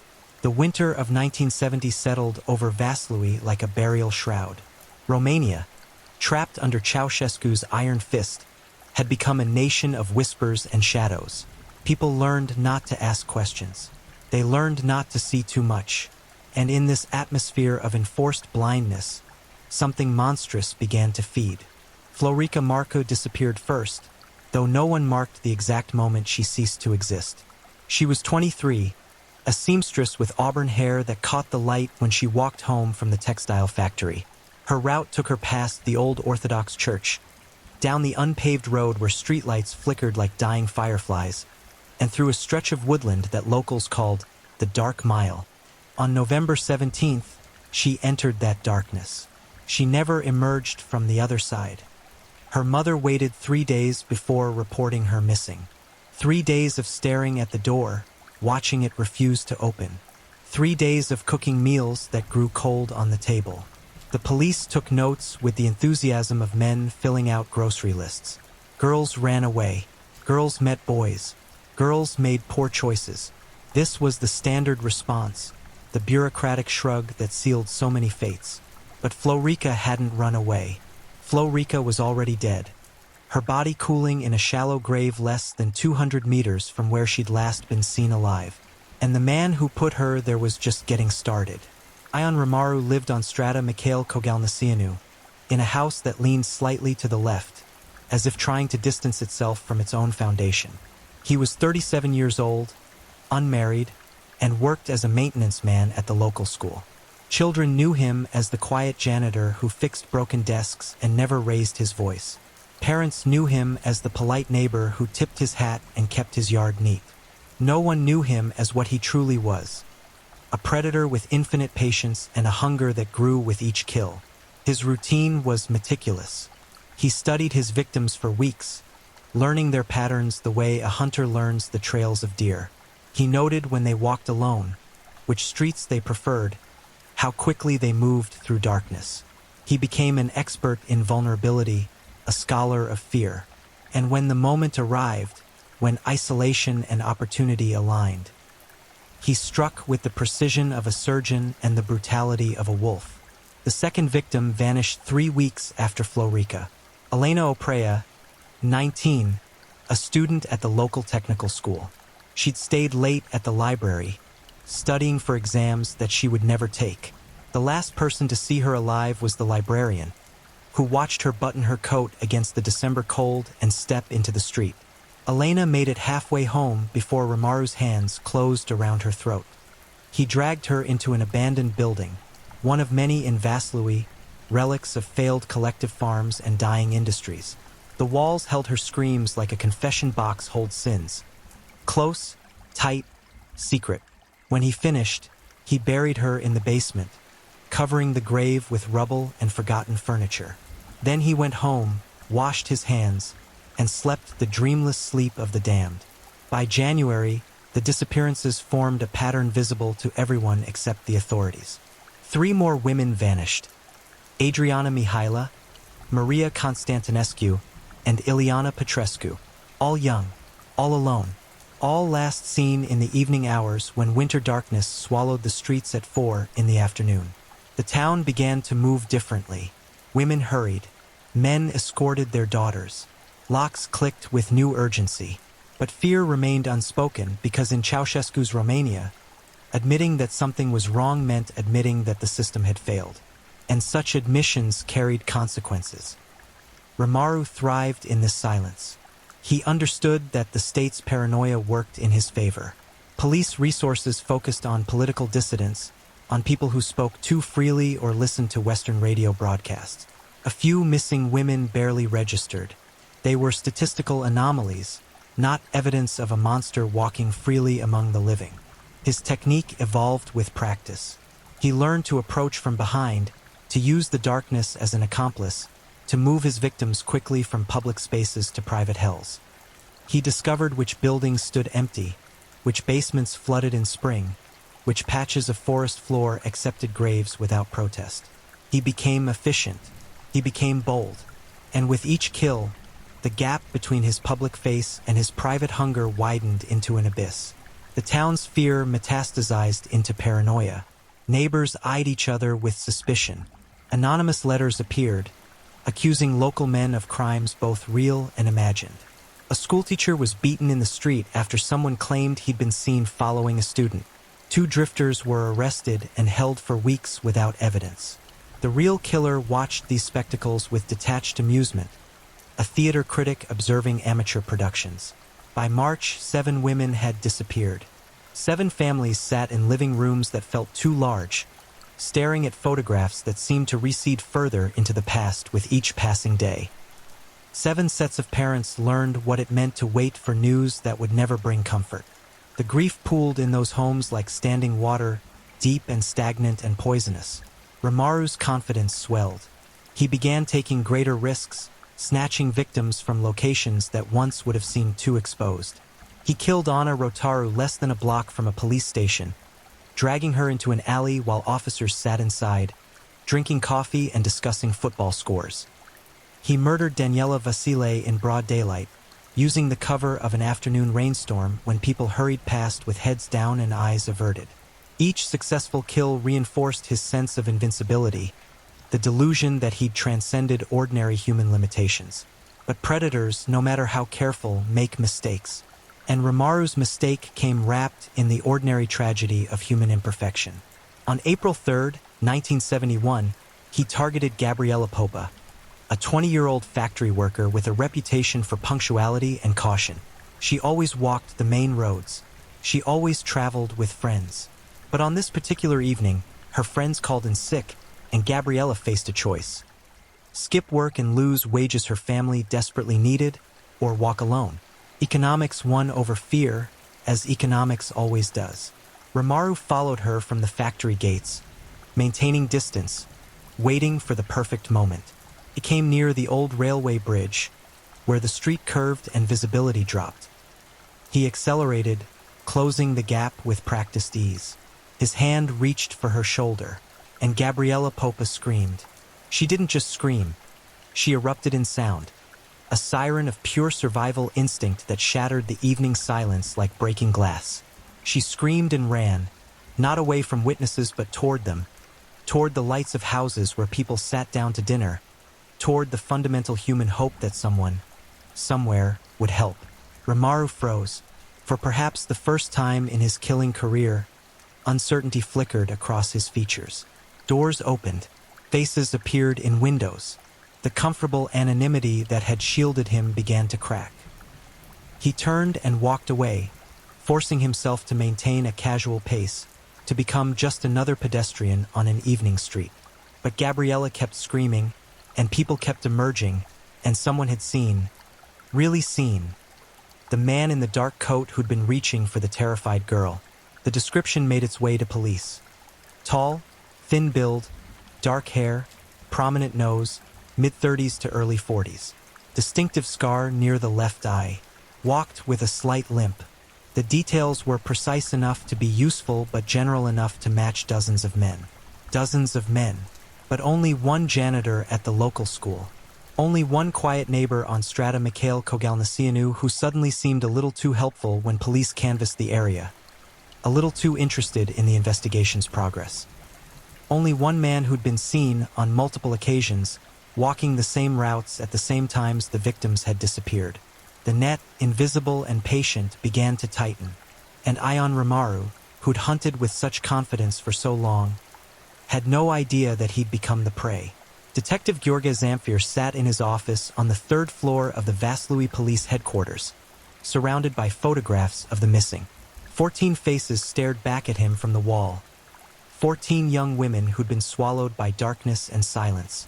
The official position remained that these were separate incidents, unconnected disappearances that would resolve themselves through standard investigative procedures. But Zamfir knew better. He'd seen the pattern forming like ice crystals on glass. Slow, inevitable, beautiful in its terrible symmetry. The problem was proof. Under Ceausescu's regime, resources were allocated according to political priorities, and a serial killer investigation carried uncomfortable implications. It suggested chaos, lack of control, a crack in the state's absolute authority. Zamfir had requested additional officers, forensic support, even something as basic as a dedicated phone line for tips. All denied. He was told to handle the matter quietly, efficiently, without drawing attention to the fact that his town had become a hunting ground. So he worked alone. He mapped the disappearances on a hand-drawn chart, marking each victim's last known location with red ink that looked disturbingly like blood. The pattern emerged with mathematical clarity. All the women had vanished within a 3-kilometer radius, all during evening hours, all from locations with limited visibility and foot traffic. The killer knew the terrain intimately. He lived here. He walked these streets daily. He was one of them. The description from Gabriela Popa's attempted abduction gave Zamfir the thread he'd been searching for. Tall, thin, dark-haired, distinctive scar, slight limp. The detective began cross-referencing every man in Vaslui who fit that profile against the timeline of disappearances. He checked work schedules, interviewed employers, requested alibis that couldn't be verified. Ion Ramaru's name surfaced on the 4th day of investigation. The school janitor had no criminal record, no history of violence, no obvious red flags. But he fit the physical description perfectly. And when Zamfir plotted Ramaru's home address and workplace on his map, something cold settled into his stomach. The man lived at the geographic center of the disappearances. Every victim had vanished within walking distance of his daily route between home and work. Coincidence? Possibly. But Zamfir had stopped believing in coincidence somewhere around victim number 7. He began surveillance on April 10, 1971. Nothing elaborate. Just a few officers assigned to note Ramaru's movements, his routines, any behavior that might confirm suspicions or eliminate him as a suspect. For 3 days, the janitor did nothing remotely suspicious. He went to work. He went home. He bought bread at the market and nodded politely to neighbors. He existed in the narrow channel of normalcy that most people never deviate from. But on the 4th night, something changed. Ramaru left his house at 8:15 p.m., unusual for a man whose routine typically ended with sunset. He walked north, toward the industrial district where several victims had disappeared. He moved with purpose, his gait slightly faster than normal, his head turning at irregular intervals as if checking for followers. The surveillance team followed at a distance, using the darkness as cover. Ramaru led them through a maze of side streets and alleys, eventually arriving at an abandoned warehouse that once housed a textile operation. He circled the building twice, checking doors, peering through broken windows. Then he disappeared inside. The officers waited. 5 minutes, 10, 15. When Ramaru finally emerged, he carried a small bundle wrapped in dark cloth. He walked directly to a nearby field and began digging, using a shovel that seemed to materialize from nowhere, or, more likely, that he'd stashed earlier for exactly this purpose. They didn't approach. Not yet. Zamfir wanted to see what happened next, wanted to understand the full scope of Rimaru's activities. The janitor dug for 20 minutes, creating a hole approximately 1 meter deep. Then he placed the bundle inside, covered it with earth, and smoothed the surface with his feet, disguising the grave so effectively that someone could walk past without noticing the disturbed ground. When Rimaru left, the officers marked the location. At dawn, they returned with shovels and sinking hearts. The bundle contained women's clothing, a dress, shoes, undergarments, all stained with substances that would later be confirmed as human blood. The items matched descriptions of clothing worn by victims 3 and 4, Elena Oprea and Adriana Mihaila. It was enough for a warrant. Barely, but enough. On April 15, 1971, at 6 a.m., 8 officers surrounded Ion Rimaru's house on Strata Mikhail Kogalnasian. Detective Zamfir knocked on the door with the sort of politeness that precedes violence. When Rimaru answered, hair disheveled, eyes squinting against the morning light, Zamfir said only 4 words, "We need to talk." The janitor didn't run, didn't protest, didn't even seem surprised. He simply nodded, as if he'd been expecting this visit, and invited them inside. The house was meticulously clean, floors scrubbed, surfaces dust-free, everything organized with the precision of someone who needed control over his environment. But beneath the cleanliness lurked something else. The absence of personality. No photographs, no decorations, no evidence that a human being with connections and history actually lived here. The house felt like a stage set, a performance of normalcy that convinced no one who looked too closely. Zamfir's team searched methodically while Rimaru sat at his kitchen table, hands folded, expression blank. They found tools in the basement. Shovels, rope, tape, knives recently cleaned but still showing traces in the handle grooves. They found a journal hidden beneath a loose floorboard in the bedroom. Pages filled with dates, times, locations, descriptions that matched the missing women with horrifying accuracy. The entries were clinical, detached, reading more like a laboratory notebook than a confession of murder. "Tell me about Florica Marcu," Zamfir said, sitting across from Rimaru at the table. The janitor looked up, eyes meeting the detectives without shame or fear. "Who?" "The seamstress. Disappeared in November. You wrote about her in your journal. November 17th, 9:15 p.m., near the church. You included her height, her hair color, the type of shoes she wore." Rimaru smiled, a small, cold expression that reached nowhere near his eyes. "I don't know what you're talking about. We found the clothes. We found the tools. We found 14 entries in your journal. 1 for each missing woman. That doesn't prove anything." And technically, he was right. The evidence was strong but circumstantial. No bodies. No witnesses to actual murders. Just patterns and implications and items that suggested but didn't confirm. A good lawyer could create doubt. But this was 1971 Romania, where due process bent according to political necessity, and a good lawyer was the last thing Ion Rimaru would receive. The interrogation lasted 18 hours. Rimaru said nothing useful. He denied, deflected, and occasionally smirked. A man enjoying a game only he understood the rules to. Zamfir tried every technique. Aggression, sympathy, exhaustion, lies about evidence they didn't have. Nothing cracked the janitor's facade. Until Zamfir mentioned the attempt on Gabriela Popa. "She saw your face," the detective said softly. "She gave us a description detailed enough that everyone who knows you recognized it. Your neighbors identified you. Your co-workers identified you. Even the children at the school recognized the description. You're not anonymous anymore. You're not invisible. Everyone knows what you are." Something flickered across Rimaru's features.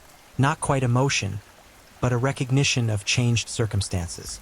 The mask he'd worn so carefully began to slip, not dramatically but in small degrees, like ice melting at the edges. "You can't prove I killed anyone," he said. "Tell me where the bodies are." "What bodies?" The bodies of the women you murdered, the 14 girls whose clothes we found, the victims whose disappearances line up perfectly with your schedule. Rimuru leaned back, studying Zamfir with the intensity of a scientist examining an interesting specimen.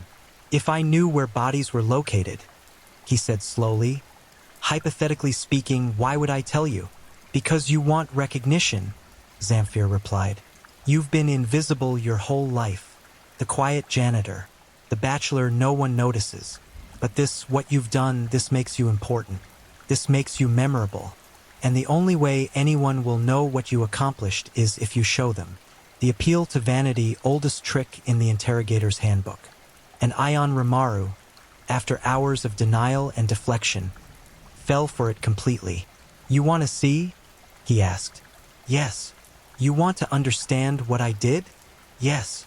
Rimaru smiled again, and this time the expression held genuine pleasure. Then I'll show you. I'll show you everything. But you have to promise to tell the story correctly. You have to make people understand that this wasn't random violence. This was art. This was evolution. This was me becoming something more than human. And there it was, the confession wrapped in ego, the admission buried in delusion. Zamfir agreed to the terms, lying with the same ease Rimaru had used to lure victims. They drove out into the countryside, the killer directing them to locations with the pride of a tour guide showing off historical sites. The first body they uncovered was Florica Marcu, exactly where Rimaru claimed it would be. In the woods near the church, buried shallow in soil that had frozen and thawed multiple times over the winter. She'd been in the ground for 5 months, but the cold had preserved her enough for identification. Her mother would later say that seeing the body brought relief, not happiness, but the terrible comfort of certainty, of knowing that waiting was finally over. They found Elena Oprea in the basement of the abandoned building, her grave marked by Rimaru with casual precision. Adriana Mihaila in a field outside town. Maria Constantinescu near the railway tracks. One by one, the missing transformed into the dead, and Vaslui's nightmare finally acquired concrete form. By the end of the second day, they'd recovered 11 bodies. 3 remained missing. Lost in graves Rimaru claimed he couldn't remember. Locations that had blurred in his memory, the way most people forget where they parked their car. The town of Vaslui learned the truth on April 18th, when police announced the arrest and confession of Ion Rimaru. The news spread like contamination. Person to person, house to house, contaminating safety with the knowledge that evil had walked among them wearing a familiar face. Parents questioned how they'd allowed their children near him. Neighbors replayed conversations, searching for signs they'd missed. The entire community engaged in an agonizing retrospective, trying to understand how they'd been so blind. But the real horror wasn't that they'd missed the signs. The real horror was that there hadn't been signs to miss. Rimaru had been perfectly ordinary in every way except the one that mattered. He'd proved that monsters don't announce themselves with obvious malevolence. They smile, they wave, they fix broken desks at the local school. They exist in the comfortable middle of society, neither successful enough to draw envy nor troubled enough to draw concern. They're everyone. They're anyone. They're the person you nodded to this morning without really seeing their face. And that truth, that flat, undeniable truth, was more terrifying than any ghost story whispered in darkness. Understanding Ion Rimaru required descending into a psychology so alien that even trained psychiatrists struggled to map its contours. After his arrest, the Romanian authorities assigned Dr. Vasile Enescu, a forensic psychiatrist from Bucharest, to evaluate the killer's mental state. What Enescu discovered over weeks of interviews would form the basis of criminal psychology studies for decades. A textbook case of organized serial murder combined with a complete absence of conventional human emotion. Rimaru's childhood offered few obvious red flags. Born in 1933 in a village outside Vaslui, he grew up during the chaos of World War II and the subsequent communist takeover. His father died when Ion was 7, killed in circumstances that remained unclear, possibly during the Romanian campaign against the Soviet Union, possibly afterward in the purges that followed. His mother remarried quickly, to a man who viewed his stepson as a burden rather than a child. The household was characterized not by dramatic abuse, but by something perhaps worse: absolute emotional indifference. Young Ion learned early that his feelings, needs, and existence mattered to no one. He wasn't beaten or starved, just ignored with such consistency that he effectively became invisible. This invisibility shaped him in fundamental ways. He didn't develop empathy because no one demonstrated empathy toward him. He didn't form attachments because everyone around him was replaceable and interchangeable. He observed other children receive affection and concluded that some people were real, worthy of love, attention, connection, while others, like himself, were merely there. By adolescence, this worldview had calcified into something darker. Ion began to understand that if he was invisible, he could do invisible things. He started with small transgressions: stealing food, vandalizing property, hurting animals in ways that satisfied a growing curiosity about suffering. He was caught occasionally, but never seriously punished. The authorities viewed him as a troubled orphan acting out, not as a developing predator learning his craft. Dr. Ionescu's interviews revealed a man utterly devoid of guilt or remorse. When asked about his victims, Rimuru spoke about them the way someone might discuss broken tools or spoiled food, as objects that had served a purpose and then ceased to function. He couldn't understand why anyone cared about their deaths. They'd stopped existing. Things stopped existing all the time. What made these particular cessations worthy of such attention? "Did you feel anything when you killed them?" Ionescu asked during one session. "Feel?" Rimuru considered the question with genuine curiosity. "I felt focused, like solving a complex puzzle. There's the before, the planning, the watching, the waiting. Then there's the moment itself, which requires concentration and precision. And then there's the after, which is mostly just cleanup." Where in that process would feelings occur? Most people would experience fear, excitement, guilt. I'm not most people. This self-assessment was accurate in ways Rimuru perhaps didn't fully grasp. Subsequent psychological evaluations confirmed what Ionescu suspected. The janitor was a high-functioning psychopath, someone whose brain processed morality and emotion differently than 99% of humanity. Fear existed only as a rational assessment of consequences, not as an instinctive response. Pleasure came from the act of control and domination, not from the suffering itself. The victim's pain was simply proof of his power, like how a thermometer reading proves heat exists. The journal found in Rimuru's house provided disturbing insight into his methodical nature. Each entry read like a clinical report: victim's physical description, location of abduction, method of approach, duration of the act, disposal of the body, and a section he labeled observations. These observations focused on technical details: which tools worked best, how much force was necessary, optimal burial depth for different soil types, how weather conditions affected decomposition rates. Reading the journal was like reading a manual for an obscure and horrifying profession. One entry, dated February 12, 1971, demonstrated his complete detachment. Victim 8, Maria C., proved more difficult than anticipated. She was stronger than her build suggested and fought effectively. Required additional time to subdue, approximately 6 minutes versus the usual 2 to 3. Note: smaller victims can be deceptive regarding physical capability. Adjusted technique for future encounters. Disposal site near the old mill performed adequately. Ground still partially frozen. Required significant effort to dig to sufficient depth. Recommend spring months for optimal burial conditions. This wasn't the writing of someone overcome by passion or rage. This was project management, quality control, continuous improvement methodology applied to murder. Detective Zamfir, who attended several of the psychiatric sessions, asked Rimuru a question that had haunted him since the beginning: why young women? Why not men or elderly people or anyone else who might have been easier targets? Rimuru smiled, the expression that by now everyone recognized as his tell, the slight upturn of lips that preceded honesty. Because they were the right combination of vulnerable and valued. Old people disappear and society barely notices. Men are harder to control and offer less satisfaction. But young women, society cares when they vanish. There's urgency, fear, attention, and they're physically manageable while still providing adequate challenge. It's not sexual, he added, anticipating the next question. It's strategic. They were the optimal choice for maximum impact with manageable risk. This answer disturbed investigators more than if he'd confessed to sexual sadism or hatred of women. Those motivations, while horrific, at least fell within understood psychological frameworks.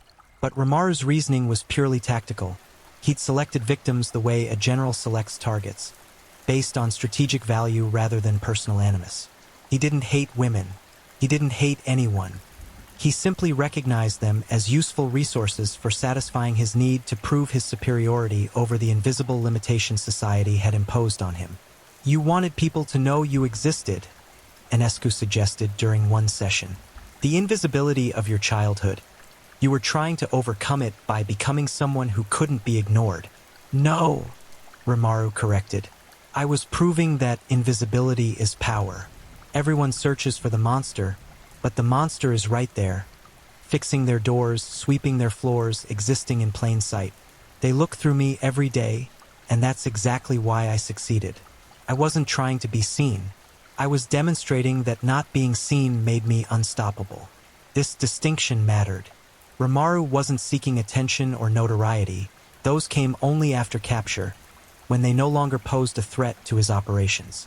What he craved was the private knowledge of his superiority, the secret understanding that he'd transcended normal human limitations and operated according to rules only he understood. The killings weren't about the victims at all. They were about proving to himself that he was real in a way other people weren't, that he possessed agency and power that elevated him above the merely visible masses who stumbled through life governed by emotions and social constraints he'd never possessed. The prosecution prepared for trial with growing dread. Ramaru's confession and the recovered bodies provided overwhelming evidence of guilt, but his complete lack of conventional motive complicated the narrative. Juries, even Romanian juries operating under communist legal frameworks, struggled with killers who couldn't explain their crimes in ways that made emotional sense. I needed to feel important was a motive people understood. They were available and the conditions were favorable was not. But the trial, when it finally commenced in August 1971, lasted less than 3 days. The evidence was incontrovertible. 11 bodies, 14 confirmed disappearances that matched Ramaru's journal entries precisely. Physical evidence linking him to the victims. His own confession, given without coercion and corroborated by details only the killer could know. The defense, such as it was, argued for insanity, for psychological aberration that precluded criminal responsibility. Dr. Enescu testified that Ramaru was indeed psychologically abnormal, but not insane in the legal sense. He understood right from wrong. He simply didn't care. He planned his crimes carefully, demonstrating clear, rational thinking. He took steps to avoid capture, showing consciousness of guilt. He was a psychopath, yes, but a functional one who made deliberate choices and should be held accountable for them. The jury deliberated for 47 minutes. Guilty on 11 counts of murder. Guilty on 3 additional counts of suspected murder where bodies hadn't been recovered. Guilty of crimes against the Romanian people. Guilty of bringing shame to the socialist collective. The sentence came with the same efficiency: death by firing squad. Ion Ramaru heard the verdict without visible reaction. When asked if he had any final statement, he stood and addressed the court with the calm demeanor of someone discussing lunch plans. I regret only that I was caught, not because of the punishment. Death holds no terror for me, but because I was building towards something more ambitious, and you've interrupted the work. History will wonder what I might have accomplished with more time. That's what bothers me, the incompleteness. Then he sat down, and the guards led him away to await execution. In his cell, during the 3 months between sentencing and death, Ramaru received numerous visitors. Journalists wanted interviews. Psychiatrists wanted follow-up evaluations. Religious officials wanted to save his soul. He obliged them all with the same detached cooperation he'd shown throughout the investigation. He answered questions honestly, displayed no emotion about his impending death, and seemed genuinely puzzled by everyone's fixation on his crimes. People kill each other constantly, he told one journalist. Wars, accidents, political purges. Death surrounds us. But you're obsessed with my 14 deaths specifically. Why? Because I didn't have state approval? Because I acted individually rather than collectively? The bodies are just as dead either way. The absurdity is that you pretend I'm aberrant when I'm simply honest about what everyone secretly wants. Power over others, freedom from consequences, the ability to act without restraint. I'm not a monster. I'm just a human being who stopped pretending.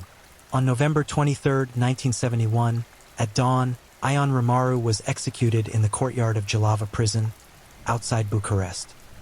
He walked to the post without assistance, declined the blindfold, and stared directly at the firing squad with eyes that betrayed no fear, no regret, no acknowledgement that this moment carried any significance beyond the obvious termination of biological function. The commander raised his hand. The rifle steadied, and in the instant before the signal fell, Romaru smiled. That same cold, small smile that meant nothing and everything. Then the shots cracked through the morning air, and the ghost of Vaslui finally became an actual ghost, leaving behind only questions that no one could answer and a town that would never quite recover from learning what had lived among them. The death of Ion Romaru should have brought closure to Vaslui. Instead, it opened wounds that would take generations to heal, if they ever healed at all. The physical evidence of his crimes had been catalogued and buried. The killer himself had been executed. Justice, by official standards, had been served. But justice is a legal concept, and what Vaslui needed was something law couldn't provide. Restoration of the innocent world they'd inhabited before learning that monsters looked like janitors. The families of the victims faced impossible grief. 11 women had been recovered and properly buried, their funeral masses conducted in the same Orthodox church where many had been baptized and confirmed. The services should have provided comfort, but how does one mourn someone who died violently, terrified, at the hands of someone the entire town had trusted? How does one bury a daughter and not imagine her final moments, her realization that help wouldn't come, her understanding that she'd been selected by chance and circumstance? 3 families faced an even darker torture. Their daughters, Lucia Dumitru, Georgita Stancu, and Sorina Matei, remained missing. Romaru had confessed to their murders but claimed he couldn't remember where he'd buried them. Or perhaps he remembered perfectly and simply chose not to say, exercising the last remaining power he possessed, the ability to extend his victims' families' agony indefinitely. Those 3 households lived in suspended animation, unable to grieve properly because the dead remained absent, neither properly gone nor possibly alive. Search teams scoured the countryside around Vaslui for months after Romaru's execution, using his journal entries as guides to potential burial sites. They dug holes based on his descriptions of terrain and distance from landmarks. They brought in dogs trained to detect decomposition. They interviewed everyone who'd known the janitor, hoping someone might remember him mentioning specific locations. Nothing produced results. The 3 missing girls remained exactly that. Missing, their absences permanent punctuation marks on sentences that would never end. The town itself underwent a transformation more psychological than physical. Vaslui had never been idyllic. This was communist Romania, after all, a nation characterized by scarcity, surveillance, and systematic oppression. But it had possessed a certain functional trust, a baseline assumption that your neighbors were exactly who they appeared to be. Romaru destroyed that assumption absolutely. If the quiet janitor could be a serial killer, then anyone could be anything. The butcher, the teacher, the postman. Every familiar face became potentially sinister, every friendly greeting possibly concealing predatory calculation. Women's behavior changed immediately and permanently. Evening walks ceased. Solo errands became group activities. Parents escorted adult daughters with the same vigilance they applied to small children. The town effectively implemented a curfew without ever formally establishing one. After dark, the streets emptied, and the few people who had to be out moved quickly, eyes scanning for threats both real and imagined. 30 years later, researchers studying the long-term psychological effects of serial murder would identify Vaslui as a textbook example of collective trauma. An entire community suffering from symptoms normally associated with individual PTSD. The school where Rimaru had worked remained open, but attendance dropped sharply in the months following his arrest. Parents couldn't separate the building from the man who'd maintained it. Children who'd interacted positively with the janitor struggled to reconcile their memories of the kind man who fixed broken chairs with the reality of what he'd done during his off hours. Several students required psychological intervention after developing anxiety and nightmares. The school eventually replaced the entire maintenance staff. Not because anyone suspected them of crimes, but because their presence reminded everyone of the man who'd come before. Detective Zamfir, whose dogged investigation had ultimately stopped Rimaru, found himself simultaneously praised and isolated. Officially, he'd performed exemplary police work. Unofficially, he'd revealed something embarrassing. A serial killer had operated freely in a socialist paradise for over 6 months, killing at will while police resources focused on political rather than criminal threats. Zamfir was promoted, a reward that felt more like exile, and transferred to Bucharest, where his expertise could be used to train others in serial crime investigation, a field Romania desperately hoped it would never need again. But the promotion came with a shadow. Zamfir couldn't escape the arithmetic of his success. He'd caught Rimaru after 11 bodies and 3 more missing. What if he'd been faster? What if he'd recognized the pattern after victim 3, or 5, or 7? What if he'd pushed harder for resources, risked his career by making noise about a serial killer when the state preferred silence? These questions haunted him through sleepless nights, turning his triumph into an exhibition of failures counted in corpses. He began drinking, not catastrophically but steadily, the sort of maintenance alcoholism that keeps demons at bay without fully banishing them. His marriage, already strained by the long hours of investigation, fractured completely within a year. His wife told him during their final argument that he'd brought Rimaru home with him, that the killer occupied more space in their house than she did. She wasn't wrong. Zamfir had absorbed the case so thoroughly that it rewrote his understanding of human nature. He'd learned that evil didn't announce itself with dramatic flourishes. It wore ordinary clothes and fixed broken desks and existed in the comfortable middle distance where nobody looked too closely. The psychiatric establishment struggled with Rimaru's case in ways that extended far beyond Dr. Enescu's initial evaluation. Here was a killer who fit no existing category cleanly. He wasn't psychotic, no delusions, no hallucinations, no break with reality. He wasn't driven by sexual compulsion like many serial murderers. He wasn't motivated by hatred or revenge or any of the emotional furnaces that typically fed such crimes. He was, in the assessment of multiple experts, simply a human being born without the neurological equipment that generates empathy, guilt, or emotional connection to others. A genetic accident, a developmental anomaly, a person who should perhaps never have been possible but was. This diagnosis raised uncomfortable philosophical questions that the Romanian authorities preferred to avoid. If Rimaru was born incapable of caring about others, was he truly responsible for his crimes? If a person lacks the brain function that generates moral reasoning, can they be held to moral standards? And if the answer was no, if Rimaru was essentially an organic machine operating without the software of conscience, what did that mean about executing him? You don't punish a broken machine, you simply dismantle it. But acknowledging these nuances meant confronting the reality that human beings weren't always morally autonomous agents making free choices. It meant accepting that some people were born wrong, that consciousness and conscience could diverge, that evil might sometimes be a neurological condition rather than a moral failing. These were dangerous thoughts in a communist state that depended on the belief that proper socialist education and material conditions could perfect humanity. If someone like Rimaru could exist, if certain people were simply born broken beyond repair, then the entire ideological foundation trembled. So the questions were buried along with the case files. Rimaru was declared evil, his crimes attributed to capitalist moral corruption or bourgeois decadence or whatever ideological explanation satisfied the need for simple answers. The uncomfortable truth that he was probably neither evil nor insane but rather fundamentally alien, a human-shaped creature that lacked humanity's core components, remained unspoken in official contexts. The 3 missing victims haunted Vaslui in ways the recovered bodies didn't. Lucia Dumitriu's mother, Elena, transformed her home into a shrine of absence. She kept her daughter's room exactly as it had been the day she disappeared. Bed made, clothes in the closet, books on the shelf arranged in careful rows. Every evening, Elena set a place for Lucia at dinner, serving food that would cool uneaten, maintaining the ritual as if her daughter might walk through the door at any moment. Neighbors whispered that she'd gone mad. Perhaps she had.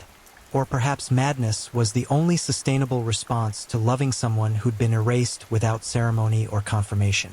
Georgita Stanka's father, Mihai, took a different path. He spent every weekend for 5 years searching for his daughter's grave, walking the fields and forests around Vaslui with a methodical grid pattern, carrying a folding shovel and a notebook where he recorded every location investigated. He would dig when the ground seemed disturbed, when trees formed unusual patterns, when instinct whispered that this spot, this particular configuration of earth and vegetation, might finally be the place. He never found her. The searches gradually decreased in frequency but never stopped entirely. Even in his 70s, long after most people had forgotten the Romaru case, Mihai could still be seen occasionally walking the old paths, eyes scanning the ground, hoping for revelation that would never arrive. Sorina Matei's family chose a different kind of preservation. They held a funeral with an empty casket, burying a coffin filled with Sorina's possessions, her favorite dress, her school notebooks, photographs, letters she'd written. They erected a headstone with her dates of birth and disappearance, the death date listed as unknown. It was a compromise between grief and uncertainty, an acknowledgement that she was gone even if her body remained unfound. The ceremony brought some peace, though Sorina's mother confessed years later that she's still startled at every unexpected knock on the door, some irrational part of her hoping the past 14 years had been a mistake, that her daughter would simply come home. The broader Romanian society absorbed the Romaru case into its catalog of horrors with the efficiency of a nation already traumatized by decades of political violence.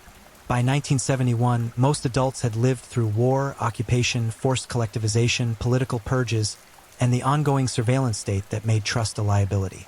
One more monster, even a particularly prolific one, hardly registered on the national scale of trauma. The case received minimal press coverage outside the immediate region. State media mentioned it briefly, framed it as an isolated incident reflecting individual pathology rather than systemic failure, then moved on to more ideologically useful stories.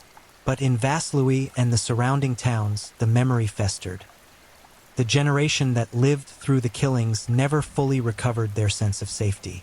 They passed their paranoia to their children in the form of strictness about safety, obsessive rules about being home before dark, warnings about trusting people who seemed nice.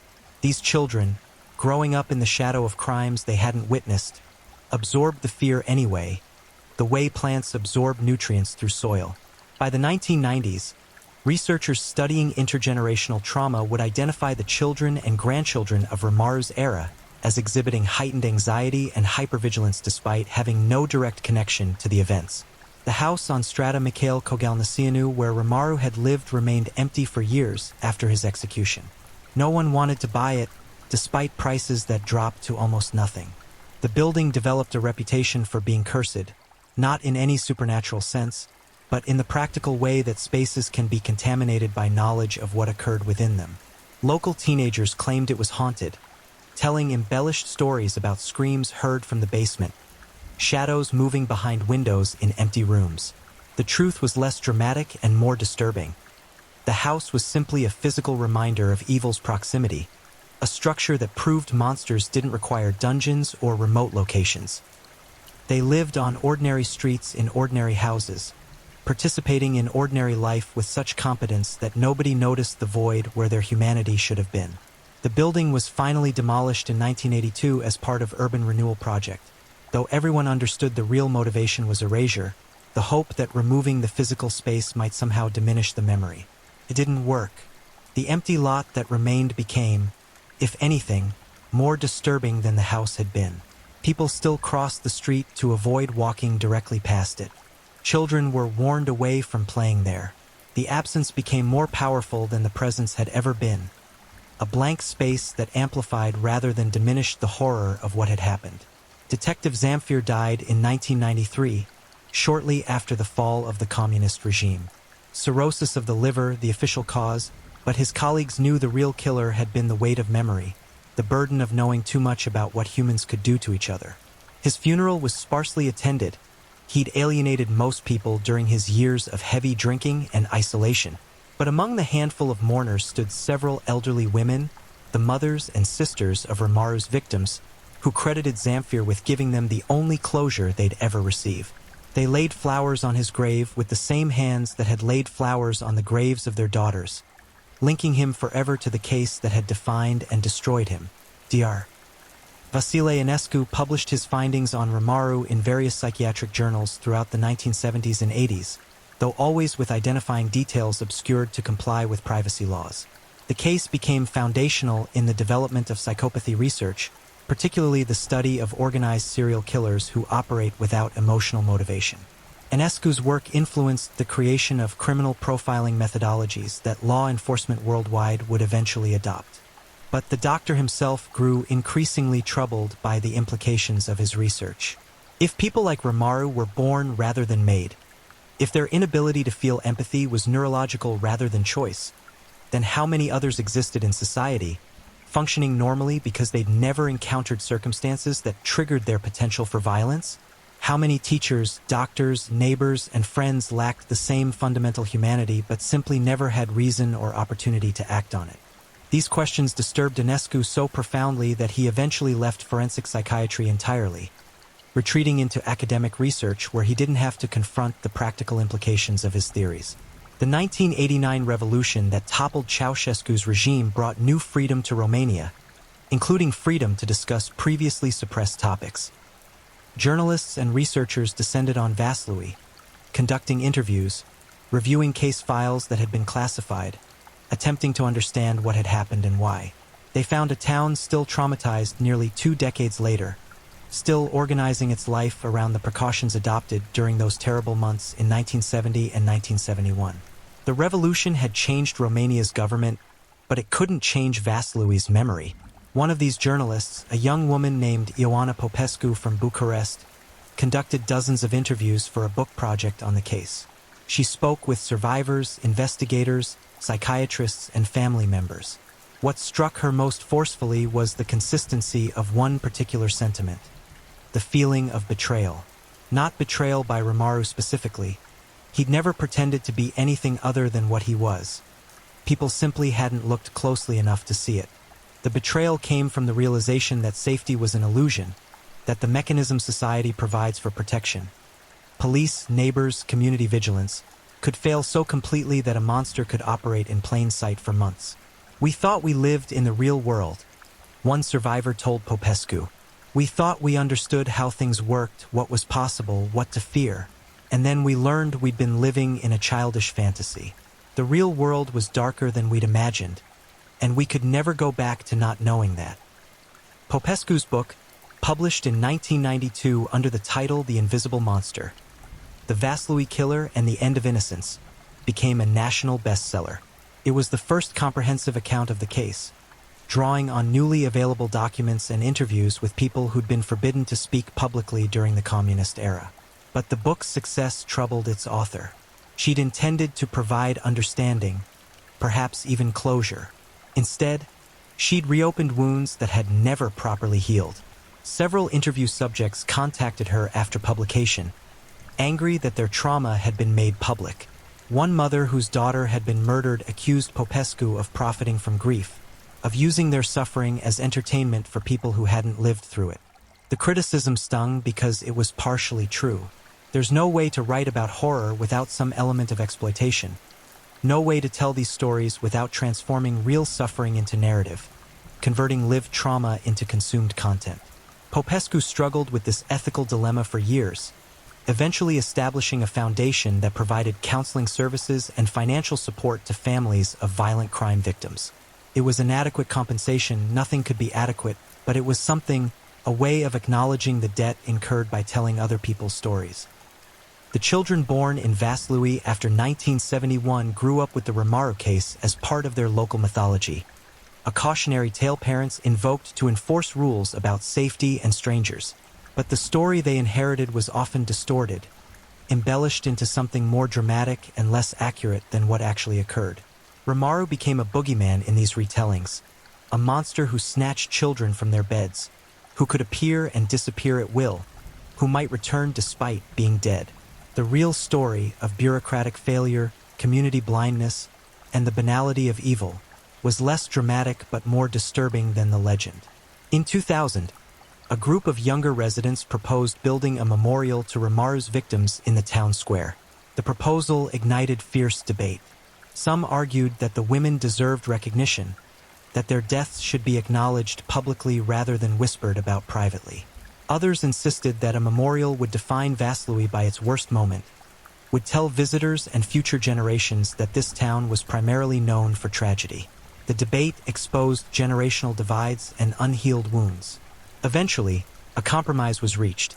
A small plaque placed in the church courtyard, listing only the names and dates, offering no explanation or context. Those who knew understood what it commemorated. Those who didn't could walk past without absorbing the weight of history. The plaque reads, "In memory, Florica Marco, Elena Oprea, Adriana Mihaila, Maria Constantinescu, Ileana Petrescu, Anna Rotaru, Daniela Vasile, Gabriela Dumitru, Magdalena Ionescu, Reluca Popa, Simona Diaconu, Lucia Dumitru, Georgita Stancu, Sarina Matei, taken 1970 to 1971. Rest in peace. The simplicity was deliberate, an attempt to honor without sensationalizing. But the words taken carried enormous weight for those who understood the context. Not died or passed away, but taken, acknowledging the active agency behind their deaths, the deliberate choice that erased them from the world. Psychological studies conducted in the 2000s and 2010s identified what researchers called the Vaslui effect, a measurable increase in anxiety and hypervigilance in communities that had experienced serial murder persisting across generations. Vaslui served as one of the primary case studies. Brain scans of residents showed heightened activity in the amygdala when shown images of people who resembled Rimuru's description, not because those people were actually threatening, but because the community's collective memory had wired itself to perceive potential danger in certain physical characteristics. The trauma had become literally neurological, embedded in the brain architecture of people who'd never met the killer. By 2025, more than 50 years after the murders, Vaslui had transformed significantly. The communist-era apartment blocks had been renovated or replaced. New businesses operated in modern buildings. Young people worked in tech industries and service sectors that hadn't existed in 1971. The town had grown, changed, evolved. But ask any longtime resident about Rimuru, and the memories surface immediately, as fresh and terrible as if the killings had happened last week, rather than half a century ago. Trauma doesn't respect calendars. It exists in a permanent present tense, always happening, always hurting, always real. The 3 missing women remain missing. Their families are mostly gone now, parents and siblings who never stopped hoping for discovery. But cousins and nieces and nephews still occasionally contact police, asking if new technology or techniques might finally locate the graves. The answer is always the same: possible but unlikely. The terrain has changed too much. Buildings have been constructed. Fields have been plowed and replanted thousands of times. Whatever markers Rimuru used to locate those graves, if he was ever being truthful about losing them, have long since disappeared. Some researchers speculate that Rimuru lied about forgetting the locations, that his final act of cruelty was ensuring 3 families would never have closure. Others believe he genuinely couldn't remember, that after 14 murders, the individual graves blurred together, became interchangeable. The truth died with him in November 1971, executed by firing squad, taking his secrets into whatever void awaits human consciousness. The broader question, why some humans are born without empathy, without the basic neurological equipment that prevents most people from killing, remains unanswered despite decades of research. We understand more about psychopathy now, can identify markers and risk factors, can diagnose the condition with reasonable accuracy. But we still can't fix it, can't install empathy in brains that lack the necessary architecture. People like Rimuru continue to be born, continue to exist in society, continue to pose questions we don't have answers for. Most of them never kill. They become functional psychopaths, channeling their condition into careers that reward ruthlessness. Business, politics, surgery, law. They navigate social expectations through learned behavior rather than instinct, mimicking emotion convincingly enough that most people never realize they're interacting with someone fundamentally different. They marry, have children, attend neighborhood barbecues, and live entire lives without ever genuinely caring about another human being. They're not all monsters. They're just other, different, alien consciousnesses wearing human faces. But some, a small minority, a statistical anomaly that nevertheless translates to thousands of individuals globally, encounter circumstances that trigger violence. Maybe they grow up in environments lacking consequences. Maybe they discover that killing satisfies some need that nothing else can fulfill. Maybe they simply get bored with the constraints of normal life and decide to see what happens if they step outside them. Whatever the mechanism, they transition from oddity to danger, from diagnosed condition to active threat. And when they're finally caught, society demands explanations. We want to understand why, want to identify the moment things went wrong, want to believe that if we're vigilant enough we can prevent the next one. But cases like Rimaru suggest that sometimes there is no why that makes sense to normal psychology. Sometimes a person simply lacks the capacity for empathy, encounters opportunity, and acts on it. The explanation is neurological, not narrative. The cause is birth, not trauma. This is perhaps the most disturbing legacy of the Vaslui case. The understanding that some evil requires no motivation beyond capacity meeting opportunity. Rimaru didn't kill because society failed him or trauma warped him. He killed because he could, because the act satisfied something in his alien psychology, and because nothing internal stopped him.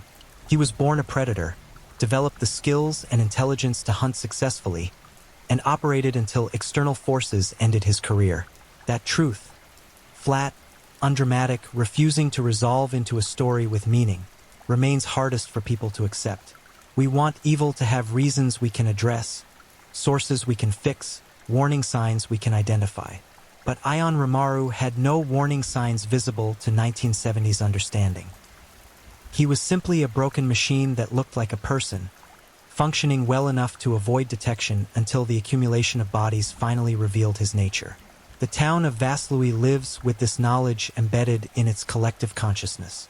It shapes how people raise their children, how they evaluate strangers, how they understand safety and trust. The 14 victims, 11 recovered, 3 still missing, remain present in ways that transcend memorial plaques.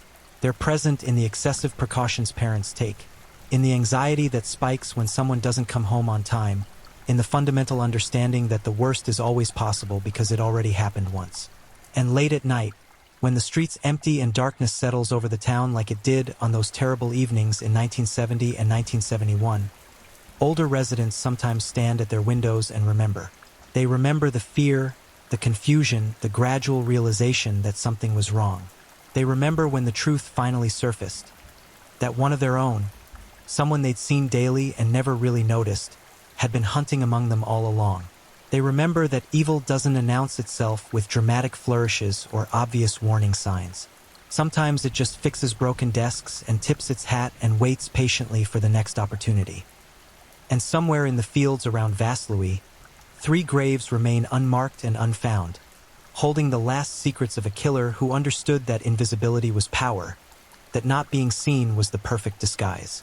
The ghost of Vaslui is dead and buried. But the ghosts he created, in the earth, in the minds of survivors, in the collective memory of a town that will never forget, remain. Still present, still haunting, still whispering their terrible truth. That monsters walk among us wearing the most ordinary faces, and sometimes we don't recognize them until it's far too late. If you're enjoying these stories, don't forget to leave a comment.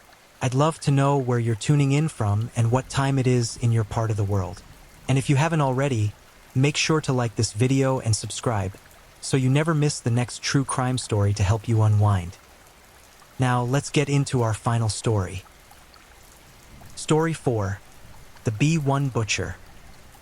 They called him a businessman until they found what he was really trading in: human parts neatly wrapped and priced by the pound. He didn't just kill his victims. He turned them into groceries, and somewhere out there, someone might have bought their neighbor for dinner. We're diving into the nightmare of a man who didn't just cross the line between human and monster. He erased it, then set up shop on the other side. This is the story of a killer who transformed murder into an industry, who looked at human beings and saw nothing but meat and profit. They called him the B1 Butcher, and what he did in the shadows of everyday commerce will make you question every transaction, every handshake, every smile from a stranger. Because evil doesn't always hide in dark alleys. Sometimes it wears an apron and asks, "How much would you like today?" The marketplace buzzed with ordinary chaos.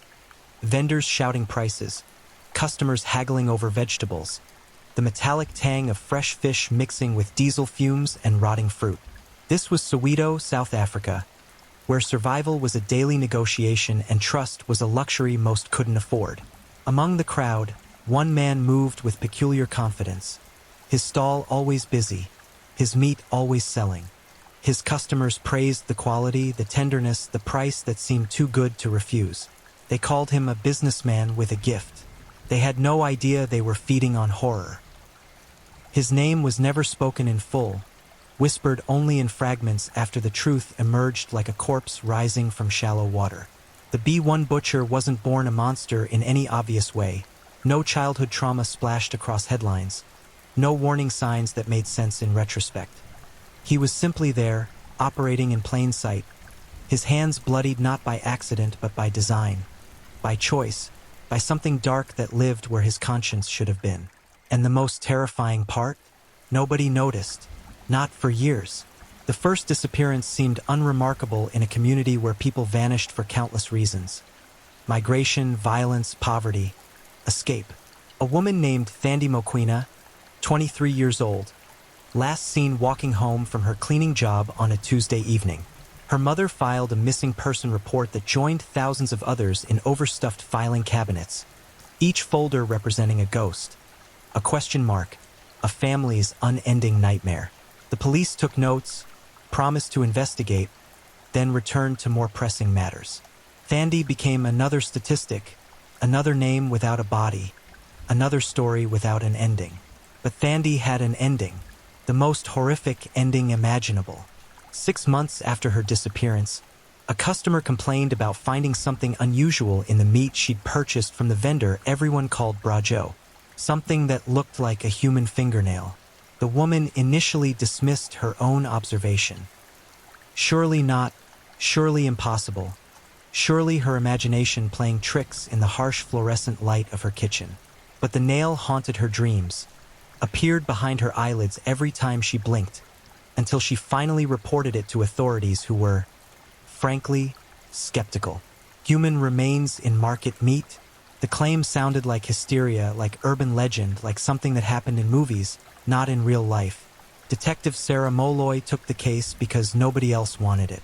A veteran investigator with 17 years of experience and eyes that had seen too much death. She approached the vendor's stall on a bright Thursday morning with the kind of dread that comes from intuition. From that voice in your gut that knows truth before evidence confirms it. The stall looked ordinary. White tiles, hanging scales, meat hooks gleaming in the sun, prices scrawled on cardboard signs. Bra Joe smiled at her approach, friendly and open, asking what she needed for dinner tonight. Maybe some nice chops, very fresh, very tender. Sarah's skin crawled. There was something wrong in his eyes, something absent where humanity should live. She made an excuse, purchased nothing, and returned to the station with a suspicion that felt like poison spreading through her veins. Within 48 hours, she had a warrant. Within 72 hours, she had entered hell itself. The raids happened simultaneously. The market stall, the vendor's home in a quiet neighborhood where children played football in dusty streets, and a storage facility on the outskirts of town that Bra Joe rented under a false name. What they found at the storage facility made seasoned officers vomit in the parking lot, made hardened detectives request immediate transfers, made the crime scene photographer quit her job and never work in law enforcement again. Freezers lined the walls, humming their mechanical songs, preserving their terrible cargo. Inside, neatly wrapped in butcher paper and labeled with codes, were human remains. Arms, legs, torsos, dismembered with professional precision, stored like livestock, treated as product. The temperature was perfect for preservation. The organization was meticulous. This wasn't the work of a disorganized killer spiraling into madness. This was business. This was systematic. This was a man who had industrialized murder. In his home, investigators found journals, not confessions of guilt or expressions of remorse, but business ledgers. Dates, names, weights, prices. Each entry represented a human life reduced to inventory. Each line of neat handwriting was an execution disguised as a transaction. Thandi Mokwena was there, entry number 17, her name abbreviated to initials, her body weight recorded at the time of death, her yield calculated with mathematical precision. She wasn't a person to him. She was livestock. She was product. She was profit. The journals revealed 6 years of killing. 37 confirmed victims, though investigators suspected more, many more, given the gaps in the records and the bones found buried in his backyard. Fragments too degraded for identification, remnants of people who had become ghosts twice over, first in life, then in death. The victims were chosen with predatory calculation. Mostly women, mostly vulnerable, mostly people whose disappearances wouldn't trigger massive investigations. Street vendors, domestic workers, sex workers, homeless individuals. The invisible population, the forgotten people, those who lived on society's margins where screams echo unheard. His hunting grounds were everywhere and nowhere. He struck across different neighborhoods, different townships, never creating a pattern obvious enough to trigger alarm. Sometimes months passed between kills, sometimes only weeks. He adapted to opportunity, seized chances when they presented themselves, dragged victims to his vehicle with promises of work, of money, of help. He played on desperation, weaponized kindness, used society's indifference as cover. And once they were in his control, once the door closed and the locks clicked, they discovered the truth too late to save themselves. The slaughterhouse he'd constructed in the basement of a rental property was industrial in scale. Drainage systems designed to handle blood. Hooks mounted in concrete ceilings. Knives arranged by size and purpose, each blade honed to razor sharpness, each tool selected for maximum efficiency. Aprons hung on pegs, stained with substances that weren't animal. This room had witnessed unspeakable acts, had absorbed screams into its walls, had hosted a theater of torture where one man played butcher and his victims played meat. Forensic analysis revealed his process: quick kills when possible, extending suffering when the mood struck him, dismemberment while victims were still alive in at least 4 documented cases, based on defensive wounds and blood spatter patterns. He wasn't always merciful. Sometimes he made them watch as he prepared his tools, explained what he planned to do, described how their bodies would be sold, consumed, disappeared into the digestive systems of strangers. The psychological torture might have been worse than the physical, the knowledge that death wasn't the end but a transformation into something obscene, something unthinkable. And the customers? The people who'd bought his product, who'd fed their families, who'd praised the quality and returned for more. Most were innocent, horrified to learn the truth, traumatized by the realization that they'd been made unwitting cannibals. But investigators suspected a few knew. A few requested specific cuts. A few paid premium prices for product that came without questions asked. The investigation into the customer base became nearly as disturbing as the original crimes, revealing appetites that shouldn't exist, desires that lived in shadows deeper than most humans dare to acknowledge. Bra Joe, whose real name was discovered to be Joseph Molef, 42 years old, divorced, father of 3 children who lived with their mother and had no idea what their father had become, was arrested without resistance. He seemed almost relieved, investigators later noted, as if carrying the secret had become exhausting, as if playing normal had required more energy than committing the crimes. He confessed within hours, speaking in a flat monotone that conveyed neither pride nor remorse, simply stating facts as if describing a business venture. "People need meat," he told Detective Molloy during the interrogation. "I provided meat, good quality, Fair prices. Nobody complained until they knew. Knowledge is the problem, not the product. That statement, more than anything else, revealed the depth of his disconnection from humanity. He genuinely didn't understand why his actions were wrong. He'd found a gap in the market, exploited vulnerable supply chains, maximized profit margins. In his mind, he was an entrepreneur, an innovator, a businessman solving problems. The fact that his raw materials were human beings simply didn't register as morally relevant. He'd crossed a line so fundamental that most people can't even conceive of it, and he'd done so without hesitation, without second thoughts, without looking back. The community's reaction was visceral and violent. Mobs gathered outside the police station demanding immediate execution. Death threats poured in. His ex-wife and children had to be relocated under protective custody. Innocent people punished by association, their lives destroyed by proximity to evil. The market where he'd operated shut down temporarily, vendors losing income, customers afraid to return. The whole ecosystem contaminated by his actions. Trust evaporated. Paranoia infected everyday transactions. People stopped eating meat altogether, turned vegetarian overnight, couldn't separate the horror from the ordinary. Understanding Joseph Malef required diving into psychology's darkest waters, swimming through theories of psychopathy and sociopathy, trying to find explanations that could contain the inexplicable. Forensic psychologists assigned to evaluate him spent hours in interview rooms, studying his expressions, analyzing his word choices, searching for the fracture point where humanity had broken. They found nothing. No trauma, no abuse, no head injury, no clear origin story for the monster sitting across from them, answering questions with the emotional range of someone discussing weather patterns. He grew up middle class, son of a teacher and a nurse, attended good schools, earned decent marks, played football on weekends. His childhood friends described him as quiet but unremarkable, someone who faded into backgrounds, who never caused trouble but never stood out. Teachers barely remembered him. Neighbors had no stories. He was the human equivalent of beige wallpaper, present but unnoticed, existing without impact. Even his ex-wife, when interviewed, struggled to describe him beyond surface details. He was fine, she said, the word carrying a weight of inadequacy. Just fine, normal, boring even. I left because there was nothing there, like being married to air.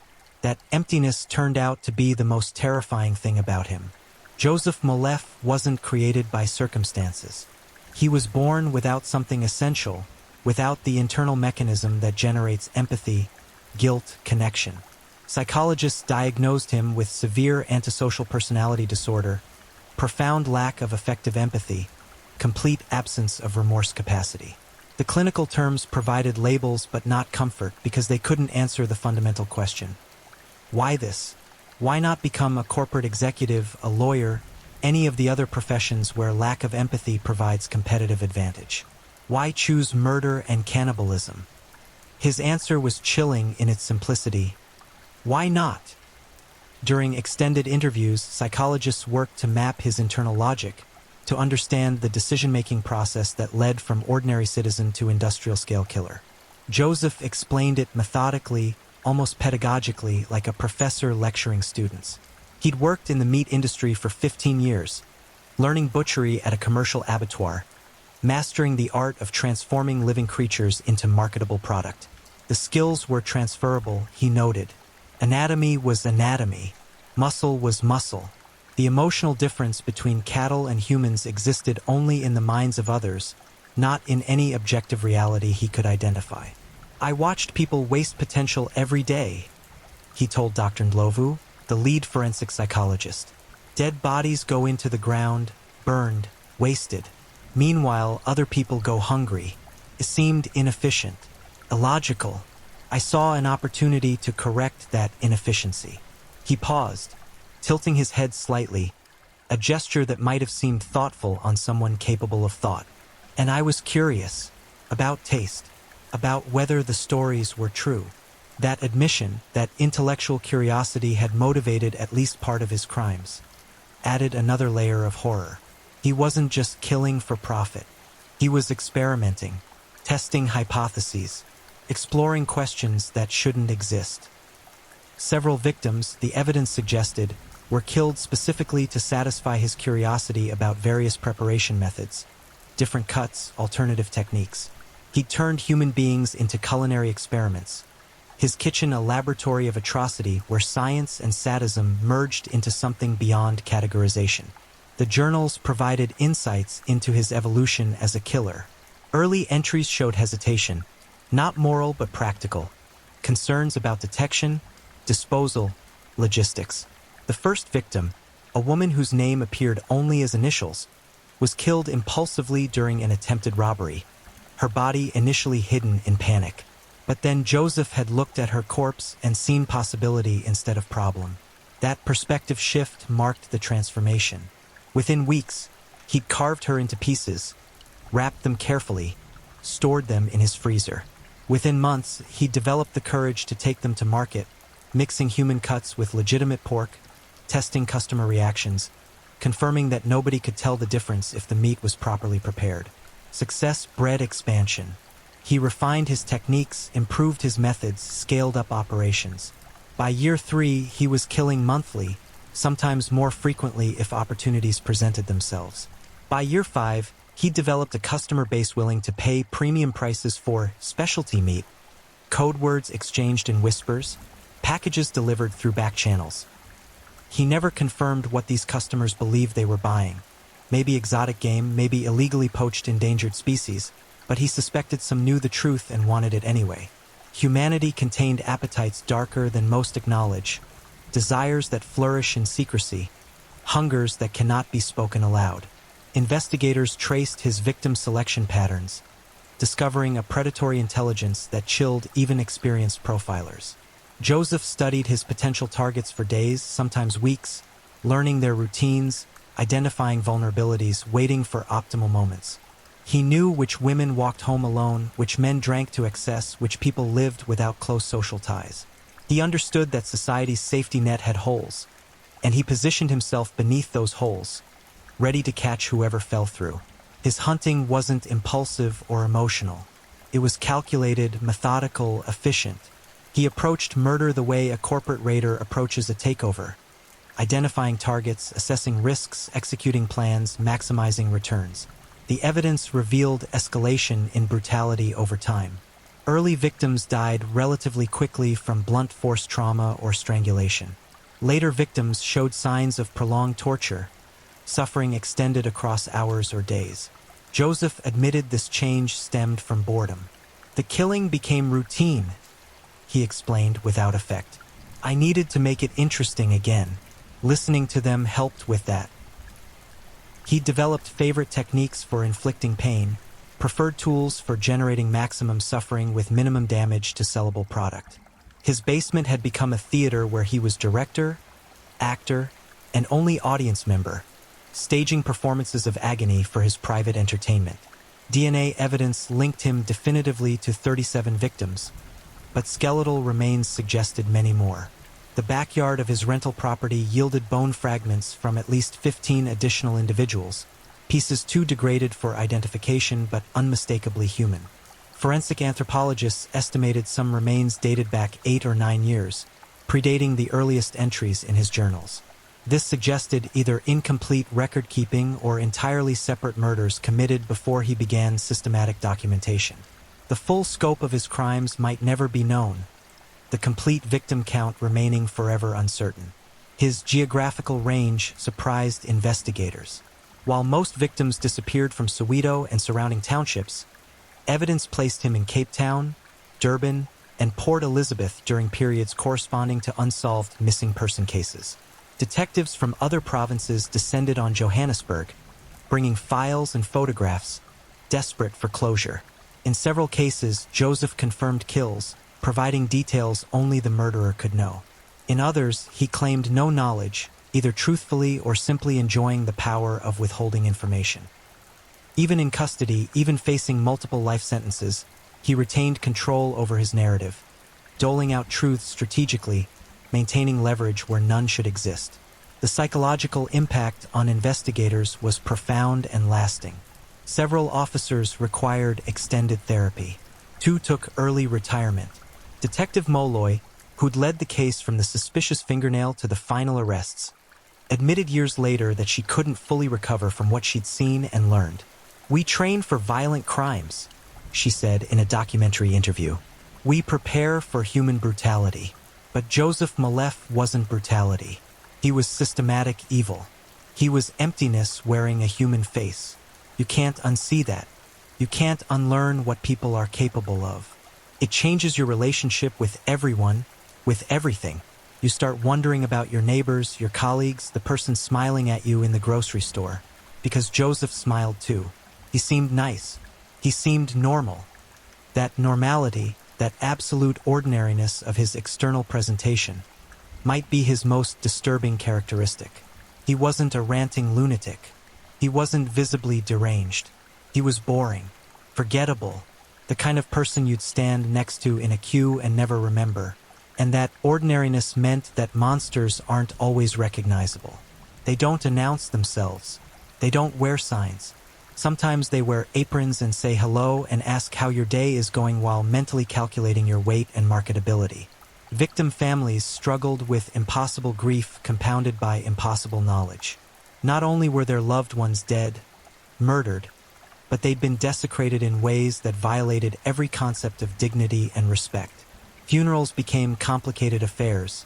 What do you bury when only fragments remain? How do you mourn when you know the fate that befell them?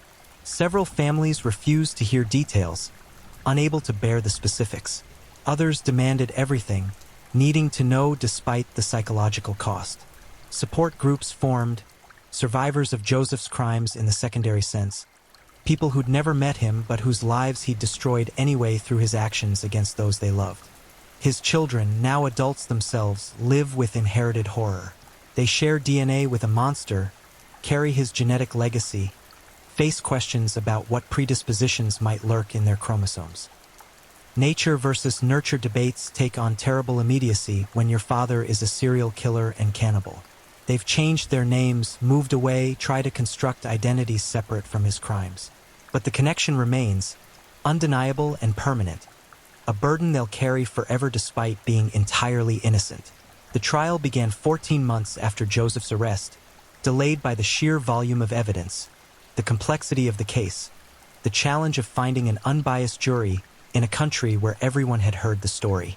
The courtroom was packed daily with media, victim families, curious spectators, and protesters demanding death penalties that South African law no longer permitted. Security was unprecedented. Metal detectors, armed guards, plainclothes officers scattered throughout the gallery watching for potential vigilantes. The atmosphere crackled with tension, rage barely contained behind institutional procedures and legal formalities. Joseph arrived in shackles, walking with casual ease that infuriated observers. He showed no fear, no shame, no apparent awareness of the gravity surrounding him. Defense attorneys, appointed because he couldn't afford private counsel and because no lawyer wanted this client, had their work cut out for them. Their strategy centered on mental incapacity, arguing that someone this disconnected from normal human emotion must be legally insane. Prosecutors countered with evidence of premeditation, planning, sophisticated operational security. Insane people don't maintain detailed business ledgers. Insane people don't evade detection for 6 years. Insane people don't build industrial slaughterhouses with drainage systems designed for evidence disposal. The prosecution's case unfolded over 8 weeks, each day bringing fresh horrors into public record. Forensic experts testified about cause of death, dismemberment techniques, preservation methods. Crime scene photographs appeared on screens, causing gasps and tears throughout the gallery. Victim families heard how their loved ones died, learned details they'd begged to know and then wished they hadn't. The evidence was overwhelming, incontrovertible, crushing. Joseph sat through it all with mild interest, occasionally taking notes, sometimes appearing bored. Dr. Ndlovu's testimony proved pivotal. She explained psychopathy in accessible terms, helping jury members understand that Joseph's lack of remorse wasn't an act but a feature of his neurological wiring. Brain scans showed reduced activity in areas associated with empathy and emotional processing. Genetic testing revealed markers associated with antisocial behavior. But, and she emphasized this point, none of these factors eliminated culpability. Joseph understood right from wrong intellectually. He knew society prohibited murder. He simply didn't care. That indifference didn't equal insanity. It equaled evil, a word she used despite its unscientific nature, because sometimes clinical language proves inadequate for describing certain human realities. The defense called their own experts, psychiatrists who argued that Joseph's psychological deficits did constitute a form of insanity, that someone incapable of experiencing normal human emotion couldn't be held to normal standards of responsibility. The arguments were academically interesting but emotionally hollow. Jury members looked at Joseph, looked at the evidence, looked at the photographs of smiling victims who died in unimaginable terror, and rendered a verdict that surprised nobody. Guilty on 37 counts of first-degree murder, guilty on charges of mutilation, guilty on charges of violating corpse dignity, guilty on every count presented. Sentencing came weeks later. The judge, a woman named Thandai Kumalo with 30 years on the bench and eyes that had witnessed every variation of human depravity, spoke for nearly an hour before announcing her decision. She detailed each victim, spoke their names, acknowledged their humanity, their families, their stolen potential.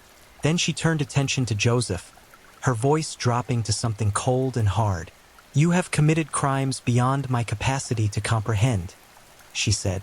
"You have violated every law written and every law that exists simply because we are human.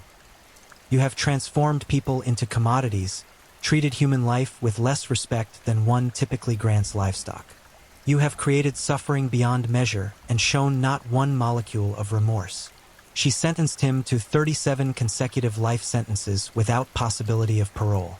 In practical terms, he would die in prison. In symbolic terms, even 37 lifetimes wouldn't balance the scales. The courtroom erupted in applause, tears, shouted curses. Joseph's expression never changed. As guards led him away, he glanced back once, his eyes sweeping across the gallery with the same empty curiosity. He might give an interesting cloud formation. Then he was gone, swallowed by the prison system, removed from society permanently. But removing Joseph didn't remove the damage he'd caused. The trial's media coverage had been exhaustive and global. South Africa's image took another beating, adding serial killer and cannibalism to the list of challenges facing the nation. International news outlets ran sensational headlines, often ignoring context, sometimes implying these crimes reflected something about South African culture rather than one man's monstrous choices. Domestic media wrestled with how to cover the story responsibly while satisfying public demand for information. The balance proved difficult, maybe impossible. Victim advocacy groups mobilized, using the case to highlight systemic failures that had enabled Joseph's crimes. Missing person reports inadequately investigated. Vulnerable populations inadequately protected. Resource shortages in police departments. Lack of coordination between jurisdictions. These weren't excuses for Joseph, he bore full responsibility, but they were contexts that mattered. 37 people might still be alive if systems had functioned better, if society had protected its margins more effectively, if someone had connected dots earlier. The case became a catalyst for reform efforts, legislative changes, increased funding for missing person investigations. The psychological ripples extended far beyond direct victims and their families. Trust in food supply chains eroded. People questioned markets, vendors, unfamiliar sources. Vegetarianism spiked in South Africa in the years following Joseph's arrest. Butcher shops experienced sales declines. The meat industry suffered despite being entirely uninvolved. Collective trauma doesn't respect logical boundaries. It spreads like infection, touching everything, leaving no corner uncontaminated. Joseph's customer base remained partially unidentified. Despite intensive investigation, several premium buyers were never traced. They'd paid cash, used false names, disappeared into anonymity.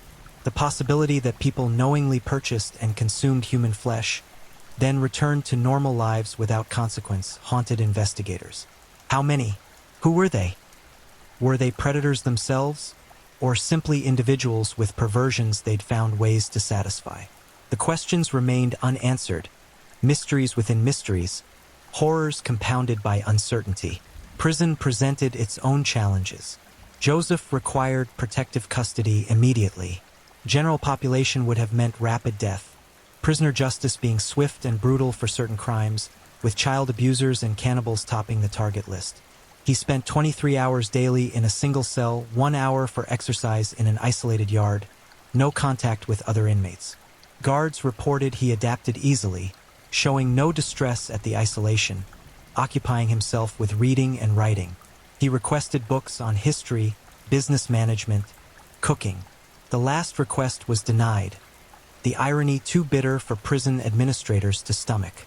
He wrote letters, dozens of them, sent to various addresses. Most went unanswered. A few responses came from true crime enthusiasts, serial killer groupies, the disturbing subculture of people fascinated by monsters. Some letters proposed marriage. Others requested autographs. The phenomenon of killer celebrity, of murderers elevated to dark fame, played out in miniature around Joseph. He responded to several correspondents, his letters polite and utterly chilling in their normalcy. He discussed prison food quality, complained about limited library access, asked questions about current events. He never mentioned his crimes unless asked directly, and then only to correct factual errors in media coverage. Several academic researchers requested interview access, hoping to study him for papers and books. Joseph agreed to some, declined others based on criteria he never explained. The published research added little to psychological understanding. He remained an enigma, a human-shaped void where humanity should exist. One researcher noted that interviewing Joseph felt like talking to a very sophisticated chatbot programmed to mimic human interaction without understanding it. Every response was technically appropriate but emotionally hollow.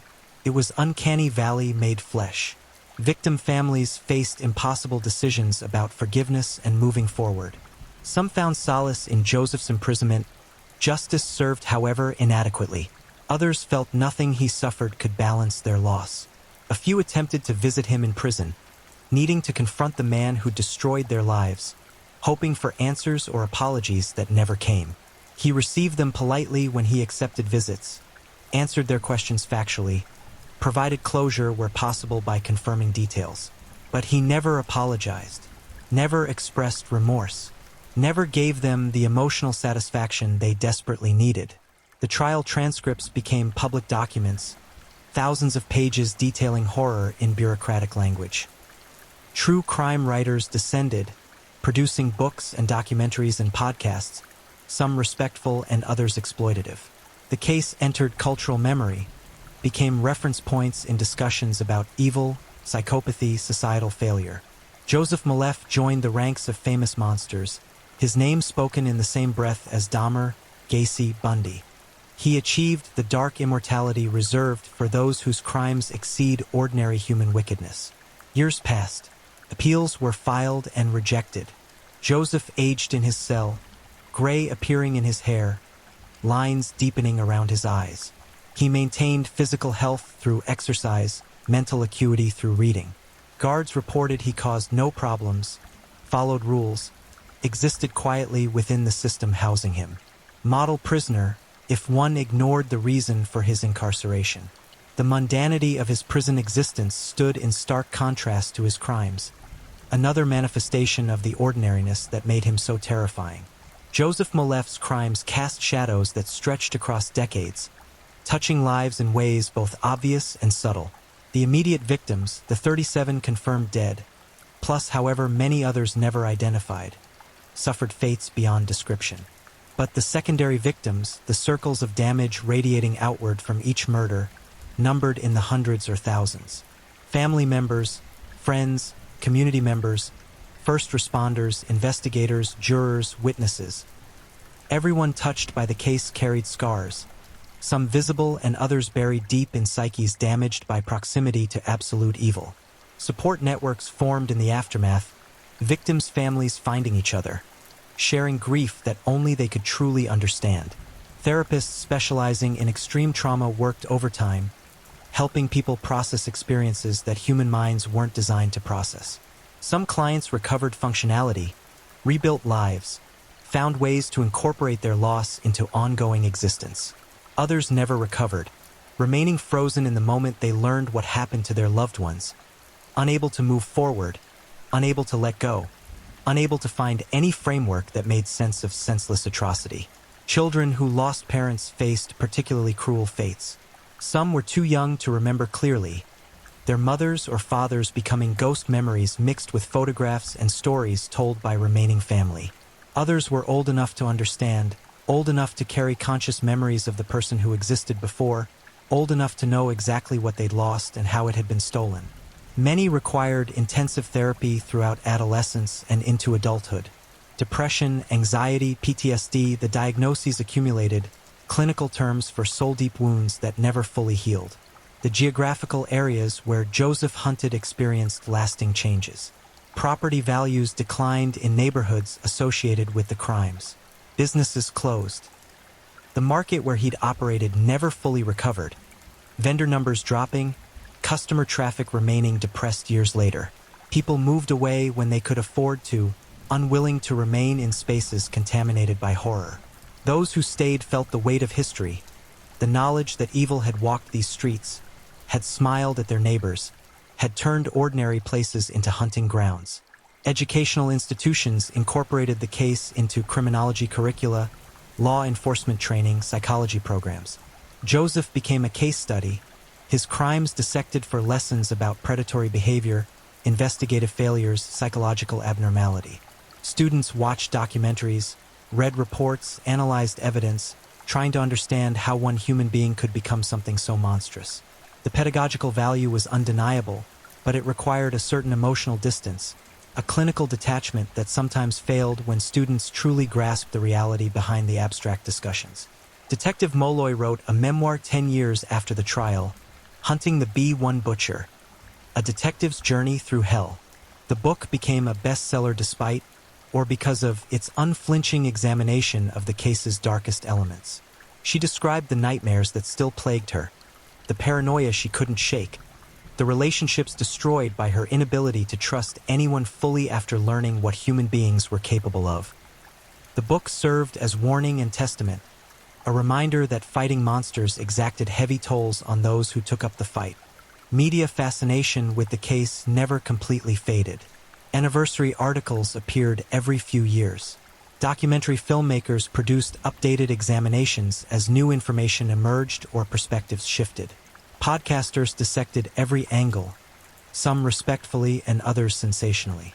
The line between education and exploitation blurred frequently, with victim families often feeling their trauma was being commodified for entertainment.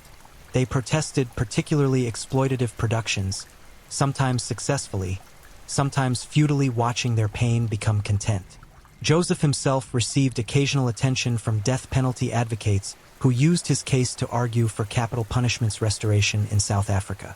"If anyone deserves execution, it's him," became a common refrain.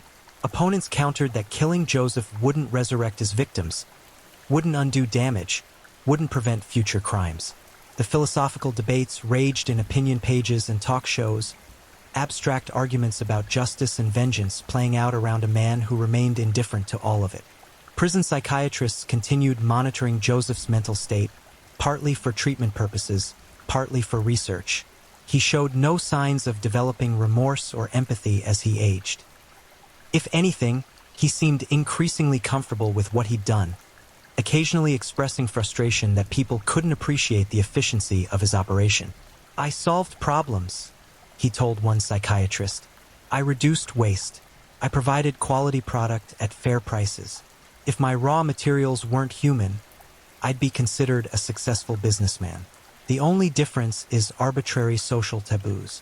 His fundamental inability to grasp why those arbitrary social taboos mattered remained constant. Technological advances in forensic science offered hope for identifying unknown victims. DNA databases expanded, matching techniques improved, skeletal reconstruction methods became more sophisticated. Several Jane and John Does from Joseph's property were eventually identified, providing closure to families who'd searched for missing loved ones for years. Each identification brought grief but also relief, Knowing was somehow better than endless uncertainty, even when knowing meant learning the worst possible outcome. The cannibalism aspect of Joseph's crimes generated particular fascination and revulsion. Anthropologists and historians provided context about cannibalism's place in human history, distinguishing between survival cannibalism, ritualistic practices, and Joseph's commercial exploitation. The distinctions mattered academically but felt cold to victims' families who understandably cared little about anthropological categories when discussing their loved ones' fates. The knowledge that strangers had unknowingly consumed human flesh created its own category of trauma, guilt, horror, violation that couldn't be undone. Several of Joseph's known customers faced prosecution for various charges, though proving they knowingly purchased human meat was nearly impossible. Most received light sentences for illegal meat trading, regulatory violations, insufficient documentation.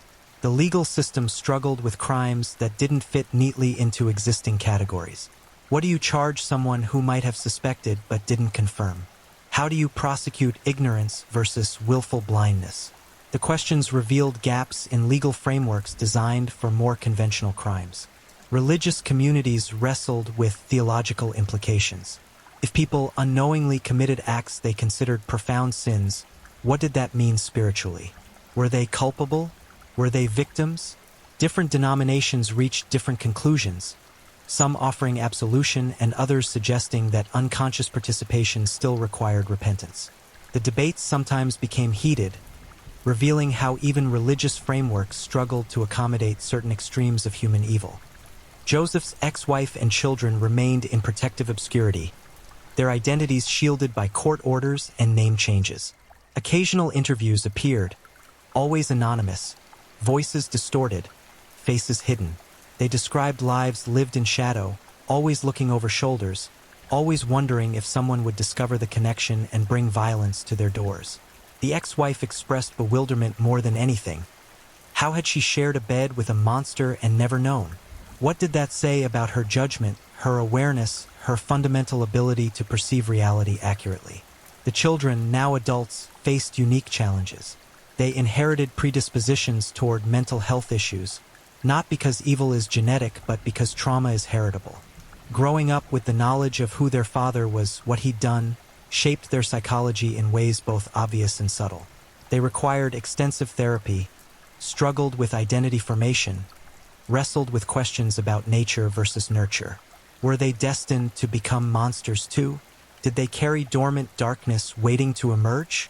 Scientific evidence said no, but fear doesn't always listen to evidence.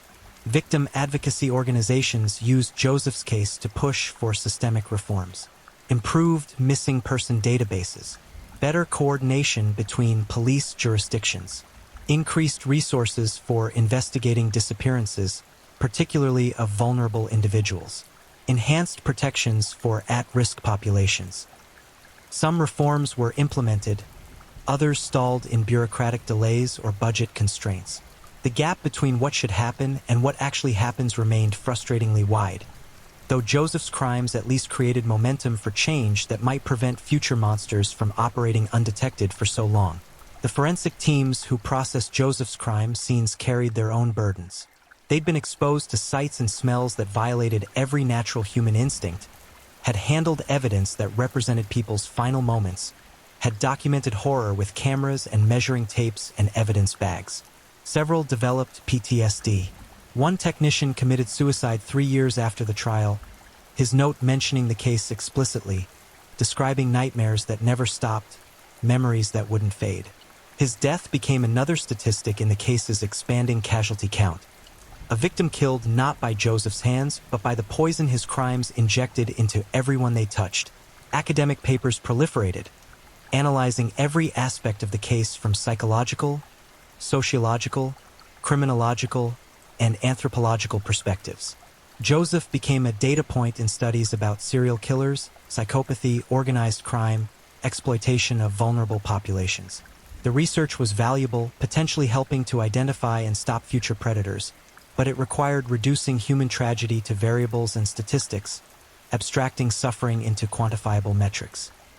The tension between scientific necessity and human dignity never fully resolved. Conspiracy theories emerged inevitably because some people can't accept that one man could commit such atrocities alone.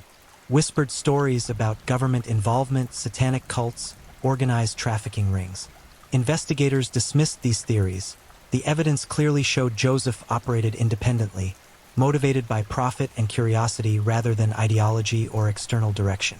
But conspiracy thinking provided psychological comfort for some, because believing in vast secret organizations felt somehow less terrifying than accepting that ordinary-looking individuals could spontaneously decide to become monsters without external corruption. The rental properties Joseph had used became cursed spaces that landlords couldn't fill. Who wants to live where people were butchered, where blood soaked into floorboards, where walls absorbed screams? The basement slaughterhouse was demolished, the entire building eventually torn down, the land left vacant. Some spaces become so contaminated by evil that they can't be reclaimed, can't be repurposed, can't shake their histories. They stand as monuments to absence, holes in the urban fabric where something terrible happened and nothing good can grow. Joseph's personal possessions were destroyed after the trial. His clothing, his furniture, his journals. The latter decision was controversial. Historians and criminologists argued for preservation, claiming the journals represented important primary source material for understanding criminal psychology. But victim families protested vehemently, unable to bear the thought of Joseph's words existing in archives, potentially being studied by future researchers or, worse, fetishized by serial killer enthusiasts. The journals were incinerated, their ashes scattered, their contents surviving only in police reports and trial transcripts. His tools, the knives, the hooks, the machinery of death, met the same fate. Melted down, destroyed, rendered into scrap metal that held no trace of their previous purposes. The destruction was ritualistic, a communal exorcism attempting to eliminate physical reminders of horror. It didn't work, of course. Memory doesn't require physical artifacts. The tools existed now in minds, in dreams, in testimony recorded and preserved. Material destruction couldn't touch psychological reality. Survivor guilt afflicted multiple categories of people. Those who'd bought Joseph's meat and lived, while their purchases funded further murders. Those who'd walked past his stall and felt uneasy but said nothing, their silence perhaps allowing one more victim to die. Those who'd reported friends or family missing but hadn't pushed harder when police seemed disinterested. Survivor guilt isn't logical. None of these people bore responsibility for Joseph's choices, but logic doesn't govern trauma. They carried weight that shouldn't be theirs, punished themselves for failing to prevent what they couldn't have known was happening. The broader South African society experienced a collective reckoning. This case emerged during a period of intense national self-examination about violence, inequality, and social fracture. Joseph's crimes became symbolic of larger failures: the failure to protect vulnerable citizens, the failure to value all lives equally, the failure to create systems that prevented exploitation. Politicians made speeches. Activists organized. Reforms were promised. Some materialized. Many didn't. Society's attention span is short, even for atrocities, and eventually other crises demanded focus. International criminologists compared Joseph to other commercial-scale killers: Andrei Chikatilo in Russia, Luis Garavito in Colombia, Pedro Lopez in Ecuador and Peru. These comparisons revealed disturbing patterns. High victim counts often correlate with targeting vulnerable populations, operating in jurisdictions with limited resources, exploiting social indifference towards certain groups. The lesson was clear. Monsters thrive where societies create spaces of neglect, where some lives matter less than others, where invisibility enables predation. Joseph wasn't an aberration but a predictable outcome of specific conditions. His continued existence in prison raised philosophical questions about punishment's purpose. Rehabilitation was impossible. He had no conscience to develop. Deterrence was irrelevant. People capable of his crimes aren't deterred by punishment. Incapacitation made sense. He couldn't hurt anyone from prison. But retribution, the most emotionally satisfying justification, remained forever inadequate. What punishment could possibly balance 37 murders, 37 dismemberments, 37 transformations of human beings into commodities? The scales couldn't balance. Justice couldn't truly be served. Victim families were left with the hollow satisfaction of knowing he'd die in prison, a meager return on their enormous loss. Joseph maintained his indifference as years accumulated. He aged without wisdom, time passing without generating insight or remorse. Guards reported he seemed content, unbothered by isolation, adapted to prison routine. He read extensively, wrote letters, exercised regularly. In his mid-50s now, his health remained good. He might live another 30 years, costing taxpayers money while providing nothing of value, a parasite on society even in imprisonment. Some victim families found his continued comfortable existence infuriating. Others stopped thinking about him entirely, refusing to give him any more of their emotional energy. The story's grip on public imagination finally began loosening after 15 years. New horrors emerged to occupy attention. Other crimes, other atrocities, other monsters. Joseph became historical rather than immediate, filed in memory alongside other nightmares that society acknowledged but didn't actively dwell upon. This fading was both relief and betrayal for victim families. Relief that constant media attention ended, betrayal that their loved ones were being forgotten, that Joseph's crimes were becoming just another dark entry in history books rather than living wounds. But some wounds never fully heal. Some scars remain tender decades later. Some nightmares don't fade with time.